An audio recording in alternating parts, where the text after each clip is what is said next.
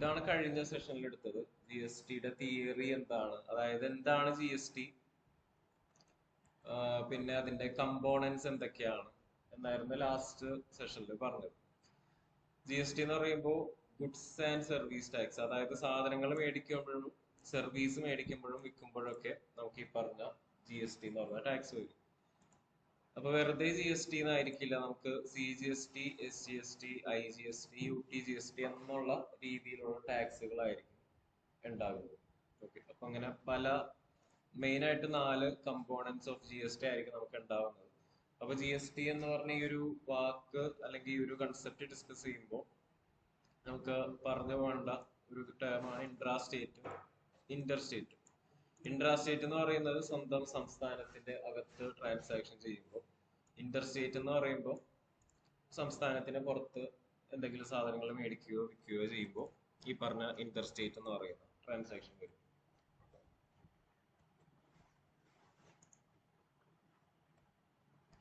Okay, ഇനിയിപ്പോ നമ്മൾ ഇന്ന് മുതൽ ടാലിയിലുള്ള ജി എസ് ടി കോൺഫിഗറേഷൻ ആയിരിക്കും ചെയ്യുന്നത്.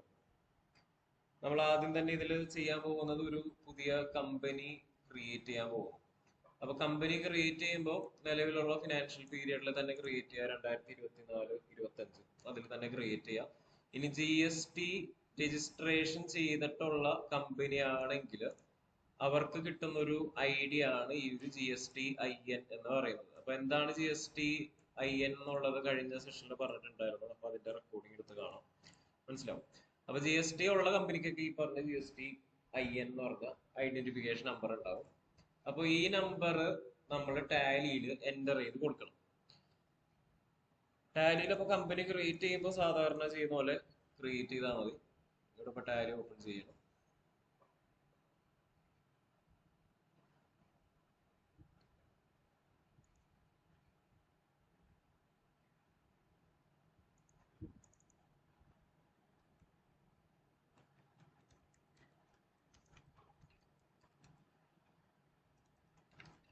ഓക്കെ, അപ്പൊ കമ്പനിയുടെ പേര് എംബേഴ്സ് ടെക്നോളജി എന്ന് പറഞ്ഞ് ക്രിയേറ്റ് ചെയ്യണം. ഇനിയിപ്പോ സ്റ്റേറ്റ് മസ്റ്റ് ആയിട്ടും കൊടുക്കാം ഇനി മുതൽ. നേരത്തെ കമ്പനി ക്രിയേറ്റ് ചെയ്യുമ്പോൾ സ്റ്റേറ്റ് കൊടുത്തില്ലെങ്കിൽ ഇനി മുതൽ സ്റ്റേറ്റിന് ഇമ്പോർട്ടൻസ് ഉണ്ട്. കാരണം ഓരോ സ്റ്റേറ്റിനും അതായത് ഇപ്പൊ സ്വന്തം സംസ്ഥാനത്തിന്റെ അകത്ത് കച്ചവടം നടത്തുകയാണെങ്കിൽ ഒരു ജി എസ് ടിയും, സംസ്ഥാനത്തിന്റെ പുറത്ത് കച്ചവടം നടത്തുകയാണെങ്കിൽ വേറൊരു സിറ്റുവേഷനാണ് വരുന്നത്. അപ്പോൾ സ്റ്റേറ്റ് മസ്റ്റ് ആയിട്ടും കൊടുക്കുക. ഫിനാൻഷ്യൽ പീരിയഡ് കറക്റ്റ് ആണോ നോക്കാം. പിന്നെ ഇവിടെ ചെയ്യുമ്പോൾ ഈ ഇവിടുത്തെ സിസ്റ്റംസ് പല ആൾക്കാർ യൂസ് ചെയ്യുന്നുണ്ട്. ഈ എംബേഴ്സ് ടെക്നോളജി എന്ന് മാത്രം പേര് കൊടുത്തു കഴിഞ്ഞാൽ വേറെ കുറെ കമ്പനി ഉണ്ടാവും, നിങ്ങളുടെ പേരും കൂടി ചേർത്ത് കൊടുക്കുക, അല്ലെങ്കിൽ എല്ലാം കൂടി മിക്സപ്പ് ആയി പോകും. അങ്ങനെ ഇവിടെ കമ്പനി ക്രിയേറ്റ് ചെയ്ത് ഇനി ഇതൊന്ന് സേവ് ചെയ്യുക. സേവ് ചെയ്യുമ്പോൾ F11 ഫീച്ചർ വരും. ഈ F11 ഫീച്ചറിൽ സാധാരണ അല്ലെങ്കിൽ ഇത്രയും നാള് നമ്മൾ ചെയ്തിരുന്നത് ഈ പറഞ്ഞ ജി എസ് ടി എന്നുള്ള സെറ്റിംഗ് ഇവിടെ എത്തുമ്പോൾ നോ ആക്കും. പക്ഷെ നമ്മൾ ഇനി മുതൽ ഇതൊന്ന് യെസ് ആക്കിയിട്ടായിരിക്കും മുന്നോട്ട് പോകുന്നത്. അതായത് നമ്മളുടെ കമ്പനിക്ക് ജി എസ് ടി സെറ്റിംഗ് ഉണ്ട്. ഓക്കെ, അപ്പൊ ഫസ്റ്റ് തന്നെ ഈ ഒരു ജി എസ് ടി ആണ് എനേബിൾ ചെയ്യേണ്ടത്. ജി എസ് ടി എനേബിൾ ചെയ്ത് കഴിയുമ്പോൾ സിസ്റ്റം നമ്മളോട് ചോദിക്കും ഈ ഒരു കമ്പനി ഏത് സ്റ്റേറ്റിലാണ് രജിസ്റ്റർ ചെയ്തിട്ടുള്ളത്, അല്ലെങ്കിൽ ഏത് സ്റ്റേറ്റിലാണുള്ളത്. അങ്ങനെ രജിസ്റ്റർ ചെയ്തിട്ടുള്ള കമ്പനിക്ക് ഉള്ള ഒരു കോഡാണ് G S T I N എന്ന് പറയുന്നത്. അതിവിടെ ഈ ക്വസ്റ്റിൽ തന്നിട്ടുണ്ട്. ഇത് കഴിഞ്ഞിട്ട് ഈ ഒരു PDF നിങ്ങൾക്ക് ഷെയർ ചെയ്ത് തരാം. അപ്പോൾ ആ PDF നോക്കിയിട്ട് ചെയ്യാം. ഓക്കെ, അപ്പൊ ഇതാണ് G S T I N, ഈ കമ്പനിയുടെ G S T I N. ഇത് ഇതേപോലെ തന്നെ ടൈപ്പ് ചെയ്ത് കൊടുക്കുക. കാരണം എന്തെങ്കിലും മിസ്റ്റേക്ക് ഉണ്ടെങ്കിൽ സിസ്റ്റം പറയും. അതായത് ഇപ്പോ സെറ്റ് കഴിഞ്ഞിട്ട് എച്ച് കൊടുത്തില്ല, അപ്പോൾ നമ്മൾ കൊടുത്ത G S T number mistake ആണ് എന്നായിരിക്കും സിസ്റ്റം പറയും. അപ്പൊ അത് മിസ്റ്റേക്ക് ഉണ്ടെങ്കിൽ അതൊന്ന് കറക്റ്റ് ചെയ്യാം. ഇനി എന്തെങ്കിലും മിസ്റ്റേക്ക് ഉണ്ടെങ്കിൽ അതിനനുസരിച്ച് റിപ്പോർട്ടുകളിൽ പ്രശ്നങ്ങൾ വരും. അപ്പൊ ഇവിടെ മുതൽ കറക്റ്റ് ആക്കി കൊടുക്കാം.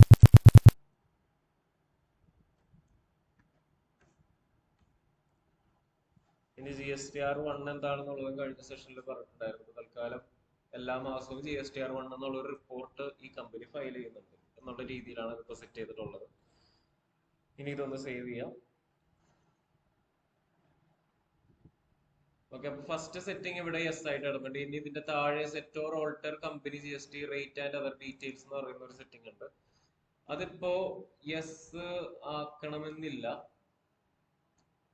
കാരണം എന്താണെന്ന് വെച്ചാൽ നമ്മൾ പിന്നീട് വന്നിട്ട് ഈ ഒരു അഡ്വാൻസ് റിസീപ്റ്റിന്റെ കേസിൽ മാത്രമേ ഇവിടെ വന്നിട്ട് എനേബിൾ ചെയ്യുള്ളൂ. പിന്നെ ഓരോ ഐറ്റത്തിനും ഓരോ റേറ്റ് ഓഫ് ടാക്സ് ആയിരിക്കും. അപ്പൊ തൽക്കാലം നമ്മുടെ കമ്പനിയിൽ ഡീൽ ചെയ്യുന്ന എല്ലാ സാധനങ്ങൾക്കും ഒരേ ടാക്സ് ആണെങ്കിൽ മാത്രം ഇവിടെ ഉള്ള ഈ ഓപ്ഷനിൽ യെസ് ആക്കി പോയാൽ മതി, അല്ലെങ്കിൽ ഇത് നോ ആക്കിയിട്ട് തന്നെ പോവാം. അപ്പൊ ചുരുക്കി പറഞ്ഞിട്ടുണ്ടെങ്കിൽ ഫസ്റ്റ് സിറ്റുവേഷൻ മാത്രമേ യെസ് ആകാം. അത് തന്നെയാണ് ഈ സ്ക്രീൻഷോട്ടിലുള്ളത്. അത് മാത്രം ഒന്ന് യെസ് ആകാം. സേവ് ചെയ്യുന്നു. ഓക്കെ, അപ്പൊ GST ഇവിടെ എനേബിൾ ചെയ്തിട്ട് കമ്പനി ക്രിയേറ്റ് ആയിട്ടുണ്ട്. ഇനിയാണ് നമ്മൾ ഓരോ ട്രാൻസാക്ഷനിലേക്ക് കിടക്കുന്നത്.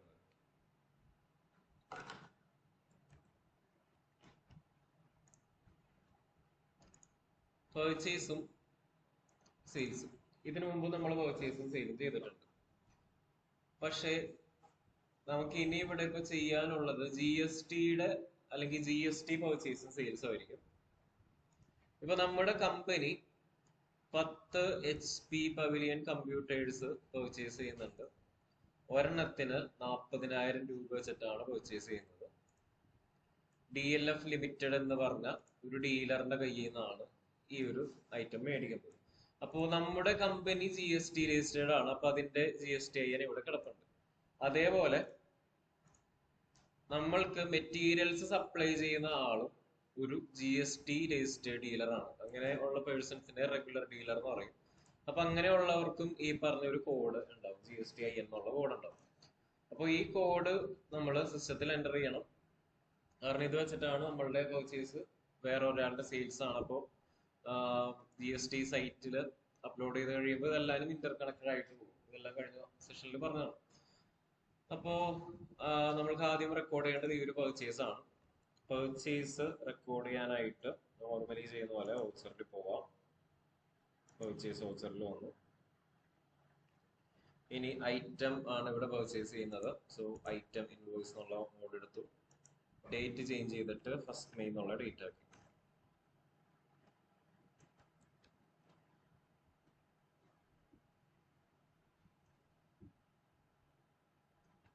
ഓക്കെ, അപ്പൊ ഇവിടെ ഇൻവോയ്സ് നമ്പർ, ഡേറ്റ്, ഇത്രയും കാര്യം വന്നിട്ടുണ്ട്. നെക്സ്റ്റ് ഇവിടെ പാർട്ടി അക്കൗണ്ട് നെയിം കൊടുക്കണം. അപ്പൊ പാർട്ടി അക്കൗണ്ട് നെയിം എന്ന് പറയുന്നത് ഇവിടെ നമുക്ക് തന്നിട്ടുണ്ട്. ആരാണ്? Party HP pavilion computers. Okay, ഇനി കേരളത്തിലുള്ള പാർട്ടിയാണ്, റെഗുലർ ഡീലർ ആണ്, GST നമ്പർ ഉണ്ട്. അപ്പോൾ പാർട്ടി ലെഡ്ജർ ക്രിയേറ്റ് ചെയ്ത് വരുമ്പോൾ ഇനി മുതൽ കുറച്ച് കാര്യങ്ങൾ ശ്രദ്ധിക്കണം. ഗ്രൂപ്പ് ഒക്കെ സാധാരണ ചെയ്യുന്ന പോലെ ക്രെഡിറ്റർ ആണെങ്കിൽ ക്രെഡിറ്റർ, ഡെപ്റ്റർ ആണെങ്കിൽ ഡെപ്റ്റർ. ഇനി ഇവിടെ സ്റ്റേറ്റ് മസ്റ്റ് ആയിട്ടും കൊടുക്കണം. നെക്സ്റ്റ് രജിസ്ട്രേഷൻ ടൈപ്പ് എന്നുള്ള ഏരിയ ഉണ്ട്. GST രജിസ്ട്രേഷൻ ചെയ്തിട്ടില്ലെങ്കിൽ അൺരജിസ്റ്റേർഡ് കൊടുക്കാം. കോമ്പോസിഷൻ ആണെങ്കിൽ കോമ്പോസിഷൻ, അറിയില്ലെങ്കിൽ മാത്രം അൺനോൺ കൊടുക്കാം. ഈ സിറ്റുവേഷനിൽ ഇപ്പോൾ റെഗുലർ എന്നുള്ള ഡീലറാണ്. അപ്പോൾ റെഗുലർ സെലക്ട് ചെയ്യാം. പിന്നെ ഈ ഒരു വ്യക്തിക്കും GST രജിസ്ട്രേഷൻ നമ്പർ ഉണ്ട്. അപ്പോൾ ആ ഒരു നമ്പർ ഇവിടേക്ക് ടൈപ്പ് ചെയ്ത് കൊടുക്കാം. ഓക്കെ, അപ്പോൾ ഇതില് ഇനി എക്സ്ട്രാ ചെയ്യേണ്ട കാര്യം എന്താണെന്ന് വെച്ചാൽ ഇവിടെ GST നമ്പർ വരുന്നുണ്ട്. സാധാരണ ചെയ്യുന്നതിനേക്കാളും എക്സ്ട്രാ ഡിഫറെന്റ് ആയിട്ടുള്ളത് ഈ ഒരു GST നമ്പർ ഇതിൽ കൊടുക്കുന്നുണ്ട്. ഓക്കെ, ഇനി അത് സേവ് ചെയ്യാം. റിസീപ്റ്റ് ഡീറ്റെയിൽസ് വരും, വീണ്ടും സേവ് ചെയ്യാം. പാർട്ടി ഡീറ്റെയിൽസിൽ ഈ ഇൻഫോർമേഷൻ ഇതുപോലെ എപ്പോഴും വരുന്നുണ്ടോ എന്ന് ചെക്ക് ചെയ്യാം. അതായത് സാധാരണ പാർട്ടി ഡീറ്റെയിൽസിൽ പേര്, സ്റ്റേറ്റ്, അത്തരം കാര്യങ്ങൾ മാത്രം വരുള്ളൂ. GST എനേബിൾ ചെയ്തിട്ടുള്ള കമ്പനിയിലാണെങ്കിൽ താഴെ GST രജിസ്ട്രേഷൻ ടൈപ്പും GSTIN കൂടി ഉണ്ടാവും.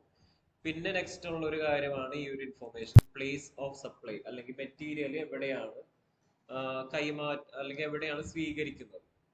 ഇപ്പോ HP പവിലിയൻ കമ്പ്യൂട്ടേഴ്സ് കേരളത്തിലാണ്, നമ്മുടെ കമ്പനിയും കേരളത്തിലാണ്. അപ്പൊ നമ്മൾ മേടിക്കുന്നത് എവിടെ വെച്ചാൽ നോക്കുമ്പോൾ കേരളത്തിൽ വെച്ചിട്ടായതുകൊണ്ട് ഇവിടെ പ്ലേസ് ഓഫ് സപ്ലൈ എന്ന് പറയുന്നത് കേരള തന്നെ സിസ്റ്റം സെലക്ട് ചെയ്യും. അപ്പൊ നമ്മളായിട്ട് ചെയ്യേണ്ട സിസ്റ്റം സെലക്ട് ചെയ്തോളൂ. ഇനി പ്ലേസ് ഓഫ് സപ്ലൈ എന്ന് പറയുന്നത് GSTയുടെ തിയററ്റിക്കലി ഉള്ള കുറച്ച് കാര്യങ്ങളാണ്. അത് നമുക്ക് കൺസെപ്റ്റ്സ്, തിയറി ഒക്കെ ഡിസ്കസ് ചെയ്യുമ്പോൾ നമുക്ക് പറഞ്ഞു പോകാം പ്ലേസ് ഓഫ് സപ്ലൈ എന്താണ്. ഓക്കെ, ഇനിയിപ്പോ നെക്സ്റ്റ് പർച്ചേസ് ലെഡ്ജർ ക്രിയേറ്റ് ചെയ്യണം. അപ്പൊ ഇവിടെ ക്രിയേറ്റ് ചൂസ് ചെയ്യാം. പർച്ചേസ് ഉണ്ട്, പർച്ചേസ്. ഓക്കെ, അപ്പൊ പർച്ചേസ് ലെജർ ക്രിയേറ്റ് ചെയ്യുമ്പോൾ ഇനി മുതൽ ചെയ്യേണ്ട കാര്യം GST ആപ്ലിക്കബിൾ ആണ് എന്നുള്ളൊരു സെറ്റിംഗ് ചെയ്ത് കൊടുക്കുക. GST ആപ്ലിക്കബിൾ ആണ്. അത് ബൈ ഡിഫോൾട്ട് ആയിട്ട് വന്ന് കിടക്കും, നമ്മളായിട്ട് മാറ്റാതെ ഇരുന്നാൽ മതി. ഉള്ളത് വെച്ച് സേവ് ചെയ്യാം. പർച്ചേസ് ലെജർ താഴത്തേക്ക് പോകും. നെക്സ്റ്റ് ഏത് ഐറ്റം ആണ് മേടിക്കുന്നത്? ഓക്കെ, DLF ലിമിറ്റഡിന്റെ കയ്യിൽ നിന്നാണ് ഐറ്റം മേടിച്ചത്. പാർട്ടിയുടെ പേര്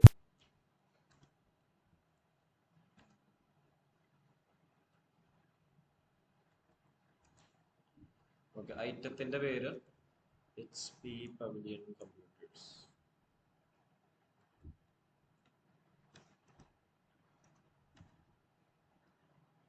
ഐറ്റം ക്രിയേറ്റ് ചെയ്യുമ്പോൾ ഗ്രൂപ്പും കാറ്റഗറി ഒക്കെ ഉണ്ടെങ്കിൽ അതൊക്കെ കൊടുക്കുക. പക്ഷെ ഈ സിറ്റുവേഷനിൽ നമുക്ക് ഗ്രൂപ്പ് കാറ്റഗറി അതൊന്നുമില്ല. ജസ്റ്റ് യൂണിറ്റ് മാത്രം ക്രിയേറ്റ് ചെയ്താൽ മതി. 10 നമ്പേഴ്സ് എന്ന് പറഞ്ഞ യൂണിറ്റ് ആണ് നമുക്ക് വേണ്ടത്. ഓക്കെ, അപ്പോ യൂണിറ്റ് ക്രിയേറ്റ് ചെയ്യാനായിട്ട് ഇവിടെ ക്രിയേറ്റിൽ പോവാം. ഇനി യൂണിറ്റ് ക്രിയേറ്റ് ചെയ്യുമ്പോൾ ഉള്ള ഒരു എക്സ്ട്രാ ഓപ്ഷൻ ആണ് ഇത്, യൂണിറ്റ് ക്വാണ്ടിറ്റി കോഡ് എന്ന് പറയുന്നത്. ഇതെന്തിനാന്ന് വെച്ചാൽ ഓരോ കമ്പനിക്ക് അവരുടേതായിട്ടുള്ള ഒരു യൂണിറ്റ് ഉണ്ട്. അപ്പോൾ എന്റെ കമ്പനിയിൽ ഇതിനിപ്പോ NOS എന്നാണ്, പക്ഷെ വേറെ കമ്പനിയിൽ NO എന്നായിരിക്കും, വേറൊരു കമ്പനിയിൽ N എന്നായിരിക്കും. അപ്പൊ ഇങ്ങനെ പല പല ഇൻഫോർമേഷൻ ആവുമ്പോൾ GST സൈറ്റിൽ അത് മിസ്റ്റേക്സ് ഉണ്ടാവും, അല്ലെങ്കിൽ കൺഫ്യൂഷൻ ഉണ്ടാവും. അപ്പൊ അങ്ങനെയുള്ള കൺഫ്യൂഷൻ ഒഴിവാക്കാനായിട്ട് GST സൈറ്റിൽ ഉപയോഗിക്കുന്ന ഒരു യൂണിറ്റ് മെഷർമെന്റ് കോഡാണ് ഇപ്പോൾ ഈ സ്ക്രീനിൽ നമ്മൾ കാണുന്നത്. അതിപ്പോ കണ്ടുപിടിക്കണം എന്നുണ്ടെങ്കിൽ ജസ്റ്റ് N എന്ന് ടൈപ്പ് ചെയ്താൽ മതി. നോട്ട് ആപ്ലിക്കബിൾ കിടക്കുന്നതുകൊണ്ടാണ്. ഓക്കെ, N എന്ന് ടൈപ്പ് ചെയ്തിട്ടുണ്ടെങ്കിൽ N വെച്ചിട്ടുള്ള എല്ലാ യൂണിറ്റുകളും കാണാൻ പറ്റും. അപ്പൊ ഇതില് നമുക്ക് വേണ്ടത് NOS നമ്പേഴ്സ് ആണ്. അപ്പോൾ NOS എന്ന് പറയുന്നതാണ് GST സൈറ്റിൽ ഉപയോഗിക്കുന്ന കോഡ്. ഇനി അതിന് പകരം ഇപ്പൊ കിലോഗ്രാം ആണെങ്കിൽ K എന്ന് ടൈപ്പ് ചെയ്ത് കഴിയുമ്പോൾ കണ്ടോ KGS എന്നുള്ള കോഡ് വരും. നമ്പർ ആയതുകൊണ്ട് ഇപ്പൊ NOS കൊടുത്തു. ഇനി നമ്പർ ആയതുകൊണ്ട് ഡെസിമൽ പ്ലേസ് കൊടുക്കുന്നില്ല, സേവ് ചെയ്യാം. ഓക്കെ, ഇനി എക്സ്ട്രാ നമുക്ക് ഇവിടെ ഇപ്പൊ ചെയ്യേണ്ട കുറച്ച് കാര്യങ്ങളുണ്ട്. സാധാരണ നമ്മൾ ഐറ്റം ക്രിയേറ്റ് ചെയ്യുന്ന സമയത്ത് ഈ ഒരു ലെഫ്റ്റ് സൈഡ് മാത്രം നമ്മൾ ഫില്ല് ചെയ്ത് പോകാം. ഇനിയിപ്പോ ഇവിടെ കൊടുക്കേണ്ട ഇൻഫോർമേഷൻ എന്ന് പറയുന്നത് HSN അല്ലെങ്കിൽ SAC ഡീറ്റെയിൽസ് എന്ന് പറയുന്ന ഏരിയ ഉണ്ട്. അപ്പൊ അവിടെ ഈ ഒരു ഐറ്റത്തിന്റെ ടാക്സ് റേറ്റ്, HSN കോഡ് തുടങ്ങിയ കാര്യങ്ങൾ നമുക്ക് എൻ്റർ ചെയ്യണം. അപ്പോ ടാക്സ് റേറ്റ് എന്താണെന്നുള്ളത് നമ്മൾ കഴിഞ്ഞിടെ പറഞ്ഞു പോയിട്ടുണ്ടായിരുന്നു.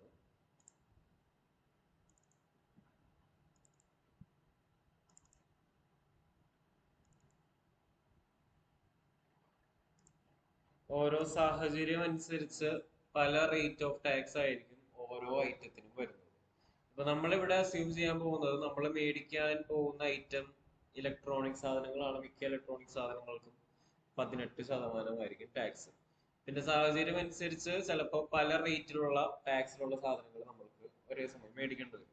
ഇവിടെ ഇപ്പൊ നമ്മൾ വിചാരിക്കാൻ പോകുന്നത് ഈ ഒരു കമ്പ്യൂട്ടറിന് 18% ടാക്സ്. ഇനി ഇപ്പൊ അതില് കൺഫ്യൂഷൻ ഉണ്ടെങ്കിൽ ആകെ ചെയ്യേണ്ടത് ജസ്റ്റ് ഒന്ന് ഗൂഗിൾ ചെയ്ത് നോക്കാം. അതായത് ഇപ്പോ കമ്പ്യൂട്ടർ GST റേറ്റ് എന്ന് പറഞ്ഞ് സെർച്ച് ചെയ്യുമ്പോൾ സിസ്റ്റം അല്ലെങ്കിൽ ഗൂഗിൾ പറഞ്ഞുതരും എത്രയാണ് ഓരോ ഐറ്റത്തിന്റെയും GST റേറ്റ്. ചില സേവനങ്ങൾക്ക് 12 ആണ്, ചില ഐറ്റംസിന് 28 ആയിരിക്കും.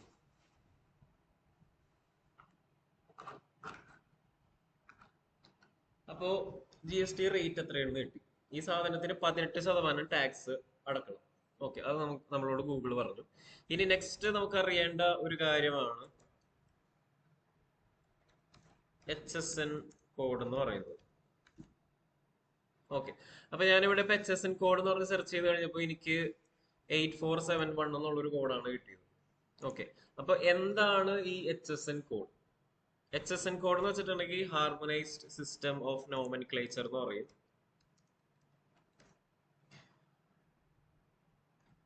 ഓക്കെ, അതായത് ഇവിടെ കാണുന്നുണ്ട് ഹാർമോണൈസ്ഡ് സിസ്റ്റം ഓഫ് നോമൻക്ലേച്ചർ. ഒരു നേച്ചറിലുള്ള, അതായത് ഇപ്പൊ കമ്പ്യൂട്ടറുകൾ എന്ന് പറയുന്ന സാധനം. അപ്പൊ കമ്പ്യൂട്ടർ എന്ന് പറയുമ്പോൾ ചിലപ്പോൾ അത് HP യുടെ ആകാം, ഏസറിന്റെ ആകാം, ഡെല്ലിന്റെ ആകാം, അങ്ങനെ പല ബ്രാൻഡ് കമ്പ്യൂട്ടറുകൾ ഉണ്ടാവും. അപ്പൊ നേരത്തെ യൂണിറ്റിന് തന്നെ GST സൈറ്റിൽ അവരുടെ സ്വന്തമായിട്ടൊരു കാര്യമുണ്ട്. അതേപോലെ ഓരോ തരത്തിലുള്ള വിഭാഗങ്ങളെ തിരിച്ചറിയാനായിട്ടാണ് GST സൈറ്റിൽ ഈ പറഞ്ഞ HSN കോഡ് എന്ന് പറയുന്ന കൺസെപ്റ്റ് യൂസ് ചെയ്യുന്നത്. അതായത് ഇപ്പോ ഇലക്ട്രോണിക് സാധനങ്ങൾ അല്ലെങ്കിൽ കമ്പ്യൂട്ടറുകളെ എല്ലാനും 8471. അപ്പൊ എന്റെ കമ്പനിയിൽ ഇപ്പോ HP കമ്പ്യൂട്ടർ എന്നുള്ള ഒരു ഐറ്റം ക്രിയേറ്റ് ചെയ്യുമ്പോഴും ഡെൽ കമ്പ്യൂട്ടർ എന്ന് പറയുന്ന ഐറ്റം ക്രിയേറ്റ് ചെയ്യുമ്പോഴും എല്ലാത്തിനും ഈ കോഡ് തന്നെ കൊടുക്കണം. അപ്പോൾ GST സൈറ്റിന് മനസ്സിലാവും ഇതെല്ലാം കമ്പ്യൂട്ടറുകളാണ്. ഓക്കെ, അപ്പോൾ അതിനായിട്ടാണ് ഈ പറഞ്ഞ ക്ലാസിഫിക്കേഷൻ കോഡ്. അപ്പൊ നമ്മുടെ ടാലിയിലുള്ള ഈ ഒരു ഗ്രൂപ്പ് പോലുള്ള ഒരു കോഡാണ് HSN കോഡ് എന്ന് പറയുന്നത്. അപ്പൊ നമ്മൾ ഇനി മുതൽ ഐറ്റം ക്രിയേറ്റ് ചെയ്യുമ്പോൾ നമ്മുടെ കമ്പനിയിൽ GST ഉണ്ടെങ്കിൽ ഈ പറഞ്ഞ ഡീറ്റെയിൽസ് എല്ലാം എൻ്റർ ചെയ്ത് കൊടുക്കണം. അതായത് HSN അല്ലെങ്കിൽ SAC കോഡ്, അത് 8471 ആണ്. 8471 ഡിസ്ക്രിപ്ഷൻ എന്ന് പറയുന്നത് ഇപ്പോ ഇതെല്ലാനും കമ്പ്യൂട്ടർ എന്നുള്ള ക്ലാസിഫിക്കേഷനിൽ വരുന്നത്. അപ്പൊ കമ്പ്യൂട്ടർ എന്ന് കൊടുത്തു. നെക്സ്റ്റ് എൻ്റർ കീ പ്രസ് ചെയ്ത് കഴിയുമ്പോൾ GST റേറ്റ് കൊടുക്കാനുള്ള ഓപ്ഷൻ വരും. അതും ഇവിടെ സ്പെസിഫൈ ചെയ്യുക അല്ലെങ്കിൽ ടൈപ്പ് ചെയ്ത് കൊടുക്കുക എന്നുള്ള ഓപ്ഷൻ ചൂസ് ചെയ്യുക. ടാക്സബിൾ ആയിട്ടുള്ള ഐറ്റം ആണ്. എത്ര ശതമാനമാണ് ഇതിന് ടാക്സ് ഉള്ളത്? 18% ആ ടാക്സ് റേറ്റും കൊടുക്കുക. ഇനി ഇതിന്റെ നിങ്ങൾ ചെയ്യുമ്പോൾ ആ ഒരു സ്ക്രീൻഷോട്ട് നോക്കിയിട്ട് ചെയ്യുക. അപ്പോൾ അതിൽ HSN കോഡും ടാക്സ് റേറ്റ് ഒക്കെ ഉണ്ട്. നോക്കിയിട്ട് ചെയ്ത് കഴിഞ്ഞാൽ കറക്റ്റ് റിസൾട്ട് കിട്ടും. ഓക്കെ, അപ്പോൾ ഇത്രയും കാര്യം കൊടുത്തു കഴിഞ്ഞാൽ മതി. പിന്നെ ഇവിടെ താഴെ ആപ്ലിക്കബിൾ ഫോർ റിവേഴ്സ് ചാർജ് എന്നുള്ളൊരു കാൽക്കുലേഷൻ കാണുന്നുണ്ട്. അതിപ്പോൾ തൽക്കാലം നോ കൊടുക്കാം. ഇനി ടൈപ്പ് ഓഫ് സപ്ലൈ എന്നുള്ളത് ഗുഡ്സ് ആൻഡ് സേവ് ചെയ്യാം.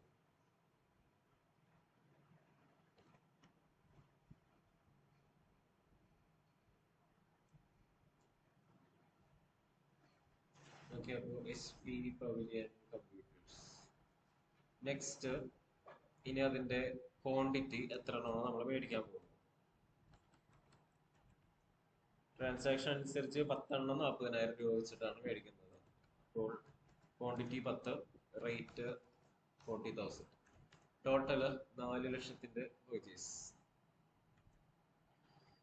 സാധാരണ നമ്മൾ പർച്ചേസ് ചെയ്യുമ്പോൾ ഇത്രയും കാര്യങ്ങൾ വെച്ചിട്ടാണ് സേവ് ചെയ്യാറ്. ഇത് കഴിഞ്ഞിട്ട് നെക്സ്റ്റ് സ്റ്റെപ്പ് നമ്മൾ സേവ് ചെയ്യാറാണ് പതിവ്. പക്ഷെ ഇനി മുതൽ നമ്മളിപ്പോ ഒരു ഐറ്റം ഏരിയ കൊടുത്ത് എൻ്റർ കീ പ്രസ് ചെയ്ത് കഴിയുമ്പോൾ നെക്സ്റ്റ് ഐറ്റത്തിന് കൊടുക്കാനുള്ള സ്പേസ് വരും. അവിടെ നിന്ന് വീണ്ടും എൻ്റർ കീ പ്രസ് ചെയ്ത് കഴിഞ്ഞാൽ ലെഡ്ജർ കൊടുക്കാനുള്ള സ്പേസ് ആയിരിക്കും. അതായത് ഇവിടെ നിന്ന് എൻ്റർ കീ പ്രസ് ചെയ്ത് സ്പേസ് ബാർ പ്രസ് ചെയ്ത് കഴിയുമ്പോൾ system list of stock item എന്നായിരിക്കും ചോദിക്കുന്നത്. അവിടെ നിന്നും എൻ്റർ കീ പ്രസ് ചെയ്ത് അടുത്ത സ്റ്റെപ്പിലേക്ക് വന്നിട്ടുണ്ടെങ്കിൽ ലിസ്റ്റ് ഓഫ് ലെഡ്ജർ അക്കൗണ്ട്സ് എന്നുള്ള ഓപ്ഷൻ ആയിരിക്കും ചോദിക്കുന്നത്. അപ്പൊ ഇവിടെയാണ് ലെഡ്ജർ അക്കൗണ്ട് കൊടുക്കേണ്ടത്. ഓക്കെ, അപ്പൊ നമ്മളിപ്പോ ചെയ്യുന്നതാണ് GST ഇൻട്രാ സ്റ്റേറ്റ് പർച്ചേസ് എന്ന് പറഞ്ഞ situation. GST intra state purchase, അതായത് ഇപ്പൊ നിങ്ങൾ ചെയ്യാൻ പോകുന്ന എക്സസൈസിൽ ഫസ്റ്റ് സിറ്റുവേഷൻ ഇതാണ്. കേരളത്തിലുള്ള മറ്റൊരു കമ്പനിയിൽ സാധനങ്ങൾ മേടിക്കുന്നു, വിൽക്കുന്നു. ഓക്കെ, ഇനിയിപ്പോ നിങ്ങൾ തമിഴ്നാട്ടിലാണ് വർക്ക് ചെയ്യുന്നതെങ്കിൽ തമിഴ്നാട്ടിലുള്ള കമ്പനി തമിഴ്നാട്ടിൽ തന്നെ മേടിക്കുന്നു. അപ്പൊ നിങ്ങൾ സ്റ്റേറ്റ് ഏതാണെന്ന് നോക്കിയിട്ട് അതിനനുസരിച്ച് തീരുമാനിച്ചാൽ മതി. ഇപ്പൊ തൽക്കാലം നമ്മളെല്ലാവരും കേരളത്തിലായതുകൊണ്ട് ഇവിടെ ഇപ്പൊ കേരള ടു കേരള എന്നാണ് നമ്മളിപ്പോ പറയുന്നത്. അപ്പോ ഇങ്ങനെയുള്ള ഇൻട്രാ സ്റ്റേറ്റ് പർച്ചേസ് നടക്കുമ്പോൾ വരുന്ന ജേണൽ എൻട്രി എന്ന് പറയുന്നത് നോർമലി നടക്കുന്ന അല്ലെങ്കിൽ നോർമലി വരുന്ന ജേണൽ എൻട്രി ഇതായിരിക്കും. Purchase account after to DLF. Amount ഇപ്പോ ആ ട്രാൻസാക്ഷൻ അനുസരിച്ച് 4 ലക്ഷം ഡെബിറ്റ്, 4 ലക്ഷം ക്രെഡിറ്റ്. ഇതാണ് ജേണൽ എൻട്രി സാധാരണ പർച്ചേസ് നടക്കുമ്പോൾ. പക്ഷെ GST കൂടി വരികയാണെങ്കിൽ നമ്മൾക്ക് ഈ 4 ലക്ഷം മാത്രമല്ല ഇയാളുടെ കയ്യിലേക്ക് കൊടുക്കേണ്ടത്, പ്ലസ് ടാക്സും കൂടി നമ്മുടെ സപ്ലയർ ആയ DLF എന്ന് പറഞ്ഞ പാർട്ടിയുടെ കയ്യിലേക്ക് കൊടുക്കണം. ഓക്കെ, അപ്പോ ജേണൽ എൻട്രിയിൽ വരുന്നത് സാധാരണ സാധനങ്ങൾ മേടിക്കുന്നത് തന്നെ നമുക്കൊരു ചെലവാണ്, പ്ലസ് എക്സ്ട്രാ നമുക്ക് ഇവിടെ ഒരു ചെലവ് വരികയാണ്. അതായത് GST എന്ന് പറഞ്ഞ ചെലവ് വരികയാണ്. അപ്പൊ GST എക്സ്പെൻസ് ഈ ഒരു സിറ്റുവേഷനിൽ എത്ര വരുമെന്ന് നോക്കുമ്പോൾ 4 ലക്ഷം രൂപയുടെ സാധനമാണ് നമ്മൾ മേടിക്കുന്നത്. 4 ലക്ഷത്തിന്റെ 18% എന്ന് പറയുമ്പോൾ 72,000 രൂപ നമ്മൾ അധികം കൊടുക്കണം. ഓക്കെ, അത്രയുമാണ് ടാക്സ് നമ്മൾ പേ ചെയ്യേണ്ടത്. ഓക്കെ, അത്രയും ടാക്സ് നമ്മൾ പേ ചെയ്യണം. അപ്പോ 72,000 ടോട്ടല് 4,72,000 ആണ് നമ്മൾ പേ ചെയ്യേണ്ട വരുന്നത്. അപ്പൊ ജി എസ് ടി എന്ന് പറയുന്ന പർച്ചേസ് എന്ന് പറയുന്ന ഒരു ചെലവ്, ജി എസ് ടി എന്ന് പറയുന്നത് മറ്റൊരു ചെലവ് നമ്മൾക്ക് വരുന്നു. ടോട്ടല് 4,72,000 കൊടുക്കാനുണ്ട്, അതുകൊണ്ട് ബാധ്യതയായി 4,72. ഇനി ഇതൊരു ഇൻട്രാ സ്റ്റേറ്റ് പർച്ചേസ് ആയതുകൊണ്ട് നമ്മൾക്ക് ലോക്കൽ ഗവൺമെന്റ് ഉണ്ട്, സെൻട്രൽ ഗവൺമെന്റ് ഉണ്ട്. അതായത് ഇപ്പോ state government Pinarayi Vijayan, central government Modi. Okay, അപ്പൊ ഈ ജി എസ് ടി എന്നുള്ള ടാക്സ് രണ്ടുപേരും ഈക്വലി ആണ് ഡിവൈഡ് ചെയ്തെടുക്കുന്നത്. അതായത് ഇപ്പൊ ഇങ്ങനെ എഴുതാൻ പാടില്ല, നമ്മൾ ഇതിനെ തന്നെ ഇങ്ങനെ സ്പ്ലിറ്റ് ചെയ്തിട്ട് സി ജി എസ് ടി പിന്നെ എസ് ജി എസ് ടി എന്ന് പറഞ്ഞിട്ട് രണ്ടായിട്ട് സ്പ്ലിറ്റ് ചെയ്യും. സി ജി എസ് ടി എന്ന് പറയുമ്പോൾ സെൻട്രൽ ഗവൺമെന്റിന്റെ കയ്യിലേക്ക് പോകും, എസ് ജി എസ് ടി എന്ന് പറയുമ്പോൾ സ്റ്റേറ്റ് ഗവൺമെന്റിന്റെ കയ്യിലേക്ക് പോകും.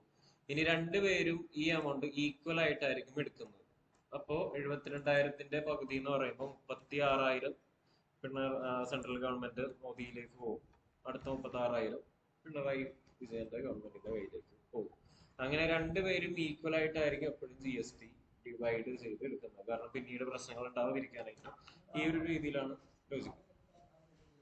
ഏതാ പൈസ അവര് സമൂഹത്തിന്റെ നന്മയ്ക്ക് വേണ്ടി ഉപയോഗിക്കും. നല്ല നല്ല റോഡുകൾ ഉണ്ടാക്കും, പിന്നെ അല്ലാതെ തേങ്ങയിൽ വെള്ളം നിറക്കുന്ന അങ്ങനെയുള്ള പരിപാടികളൊക്കെ സാധാരണ ചെയ്യുന്നു നോക്കിക്കോളൂ.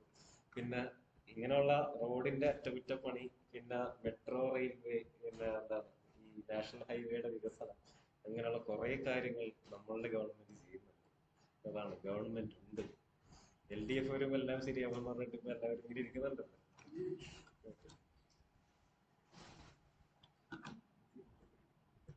അപ്പൊ അതിനേക്കുള്ള ഫണ്ടിനൊക്കെയാണ് ഈ പറഞ്ഞ ടാക്സ് ഉപയോഗിക്കുന്നത്.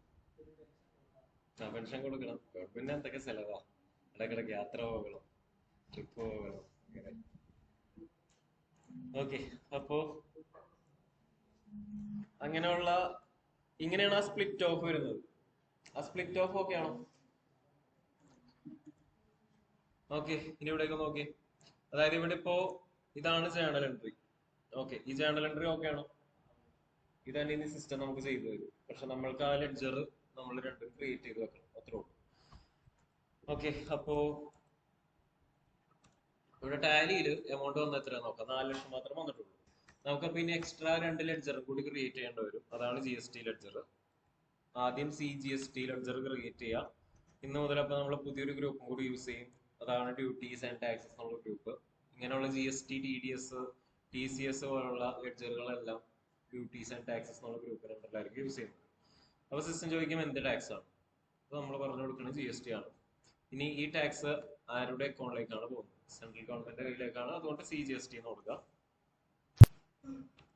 ഇനി ഇത് സേവ് ചെയ്യാം. ഓക്കെ, അപ്പോ ഈ ഒരു എമൗണ്ട് ഇങ്ങനെ സിസ്റ്റം തന്നെ കാൽക്കുലേറ്റ് ചെയ്ത് തന്നു. 36,000. ഇനി ഈ എമൗണ്ട് വന്നില്ലെങ്കിൽ അത് നിങ്ങളുടെ നിങ്ങൾ ടൈപ്പ് ചെയ്ത് കൊടുക്കാൻ പാടില്ല. കാരണം ഇതിങ്ങനെ ഓട്ടോമാറ്റിക് ആയിട്ട് തന്നെ വരണം. ഓട്ടോമാറ്റിക് ആയിട്ട് വന്നു കഴിഞ്ഞാല് സിസ്റ്റം റിപ്പോർട്ടിൽ അത് റിഫ്ലക്ട് ചെയ്യുള്ളൂ. ഇനി നിങ്ങളൊരു കമ്പനിയിൽ വർക്ക് ചെയ്യുമ്പോൾ ഇതിങ്ങനെ ഓട്ടോമാറ്റിക് ആയിട്ട് വന്നില്ല എന്നുണ്ടെങ്കിൽ നിങ്ങൾ എന്ത് ചെയ്യും? സ്വന്തമായിട്ട് ടൈപ്പ് ചെയ്യും. ഓക്കെ, അങ്ങനെ ഒരു 100 ബില്ല് നിങ്ങൾ സ്വന്തമായിട്ട് ടൈപ്പ് ചെയ്ത് വിചാരിക്കാം. എന്നിട്ട് മാസാവസാനം നിങ്ങൾ റിപ്പോർട്ട് എടുത്ത് നോക്കുമ്പോൾ അതിലൊന്നും കാണില്ല. എന്നിട്ട് മാസാവസാനം നിങ്ങൾ ഇതുവരെ ചെയ്ത 100 ബില്ലുകൾ വീണ്ടും ഡിലീറ്റ് ചെയ്തിട്ട് ആദ്യം മുതൽ ചെയ്യേണ്ടി വരും.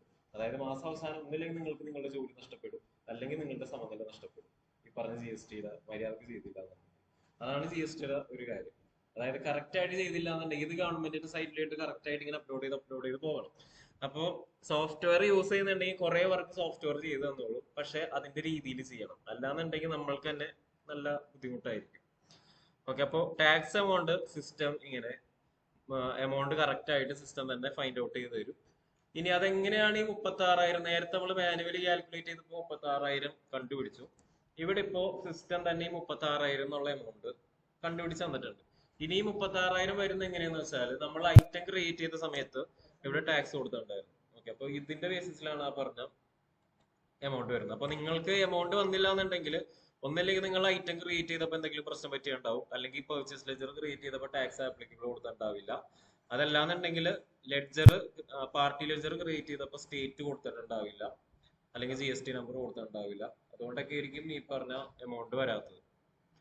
ഓക്കെ, അപ്പോൾ CGST ലെഡ്ജർ ക്രിയേറ്റ് ചെയ്ത് കഴിഞ്ഞിട്ടുണ്ടെങ്കിൽ നെക്സ്റ്റ് SGST ലെഡ്ജറും ക്രിയേറ്റ് ചെയ്യണം. ഓക്കെ, അപ്പോൾ ടൈപ്പ് ഓഫ് ടാക്സ് എന്ന് പറയുന്നത് state goods and service tax. അപ്പൊ നിങ്ങൾ ഒരു ഇന്റർവ്യൂവിനൊക്കെ പോകുമ്പോൾ നിങ്ങൾക്ക് GST അറിയാമെന്ന് പറഞ്ഞ് നിങ്ങൾ റിസ്യൂമേൽ വെച്ച് കഴിയുമ്പോൾ അവര് ഇങ്ങനെയുള്ള കാര്യങ്ങളൊക്കെ ചോദിക്കും. Can you explain what is CGST അല്ലെങ്കിൽ വാട്ട് ഈസ് SGST, എന്താണ് എന്ന് ചോദിക്കും. അപ്പോൾ CGST central goods and service tax അല്ലെങ്കിൽ SGST state goods and service tax എന്ന് നമുക്ക് പറയാൻ പറ്റണം. ഓക്കെ, അപ്പോൾ അത് വരുന്നത് ഇങ്ങനെയുള്ള ഇൻട്രാ സ്റ്റേറ്റ് പർച്ചേസിലാണ്, സ്വന്തം സംസ്ഥാനത്തിന്റെ അകത്ത് സാധനങ്ങൾ മേടിക്കുമ്പോഴാണ് ഈ ഒരു കാര്യം വരുന്നത്. ഇനി ഇതിന്റെ കൂടെ ഉള്ളൊരു കാര്യമാണ് വേ ബില്ല് എന്ന് പറയുന്നത്. അതിപ്പോ തൽക്കാലം നമ്മളിപ്പോ ചെയ്യുന്നില്ല, അതൊന്ന് നോ ആക്കിയിടാം. 50,000 രൂപക്ക് മുകളിൽ സാധനങ്ങൾ മേടിക്കുമ്പോൾ വേ ബില്ല് വരും.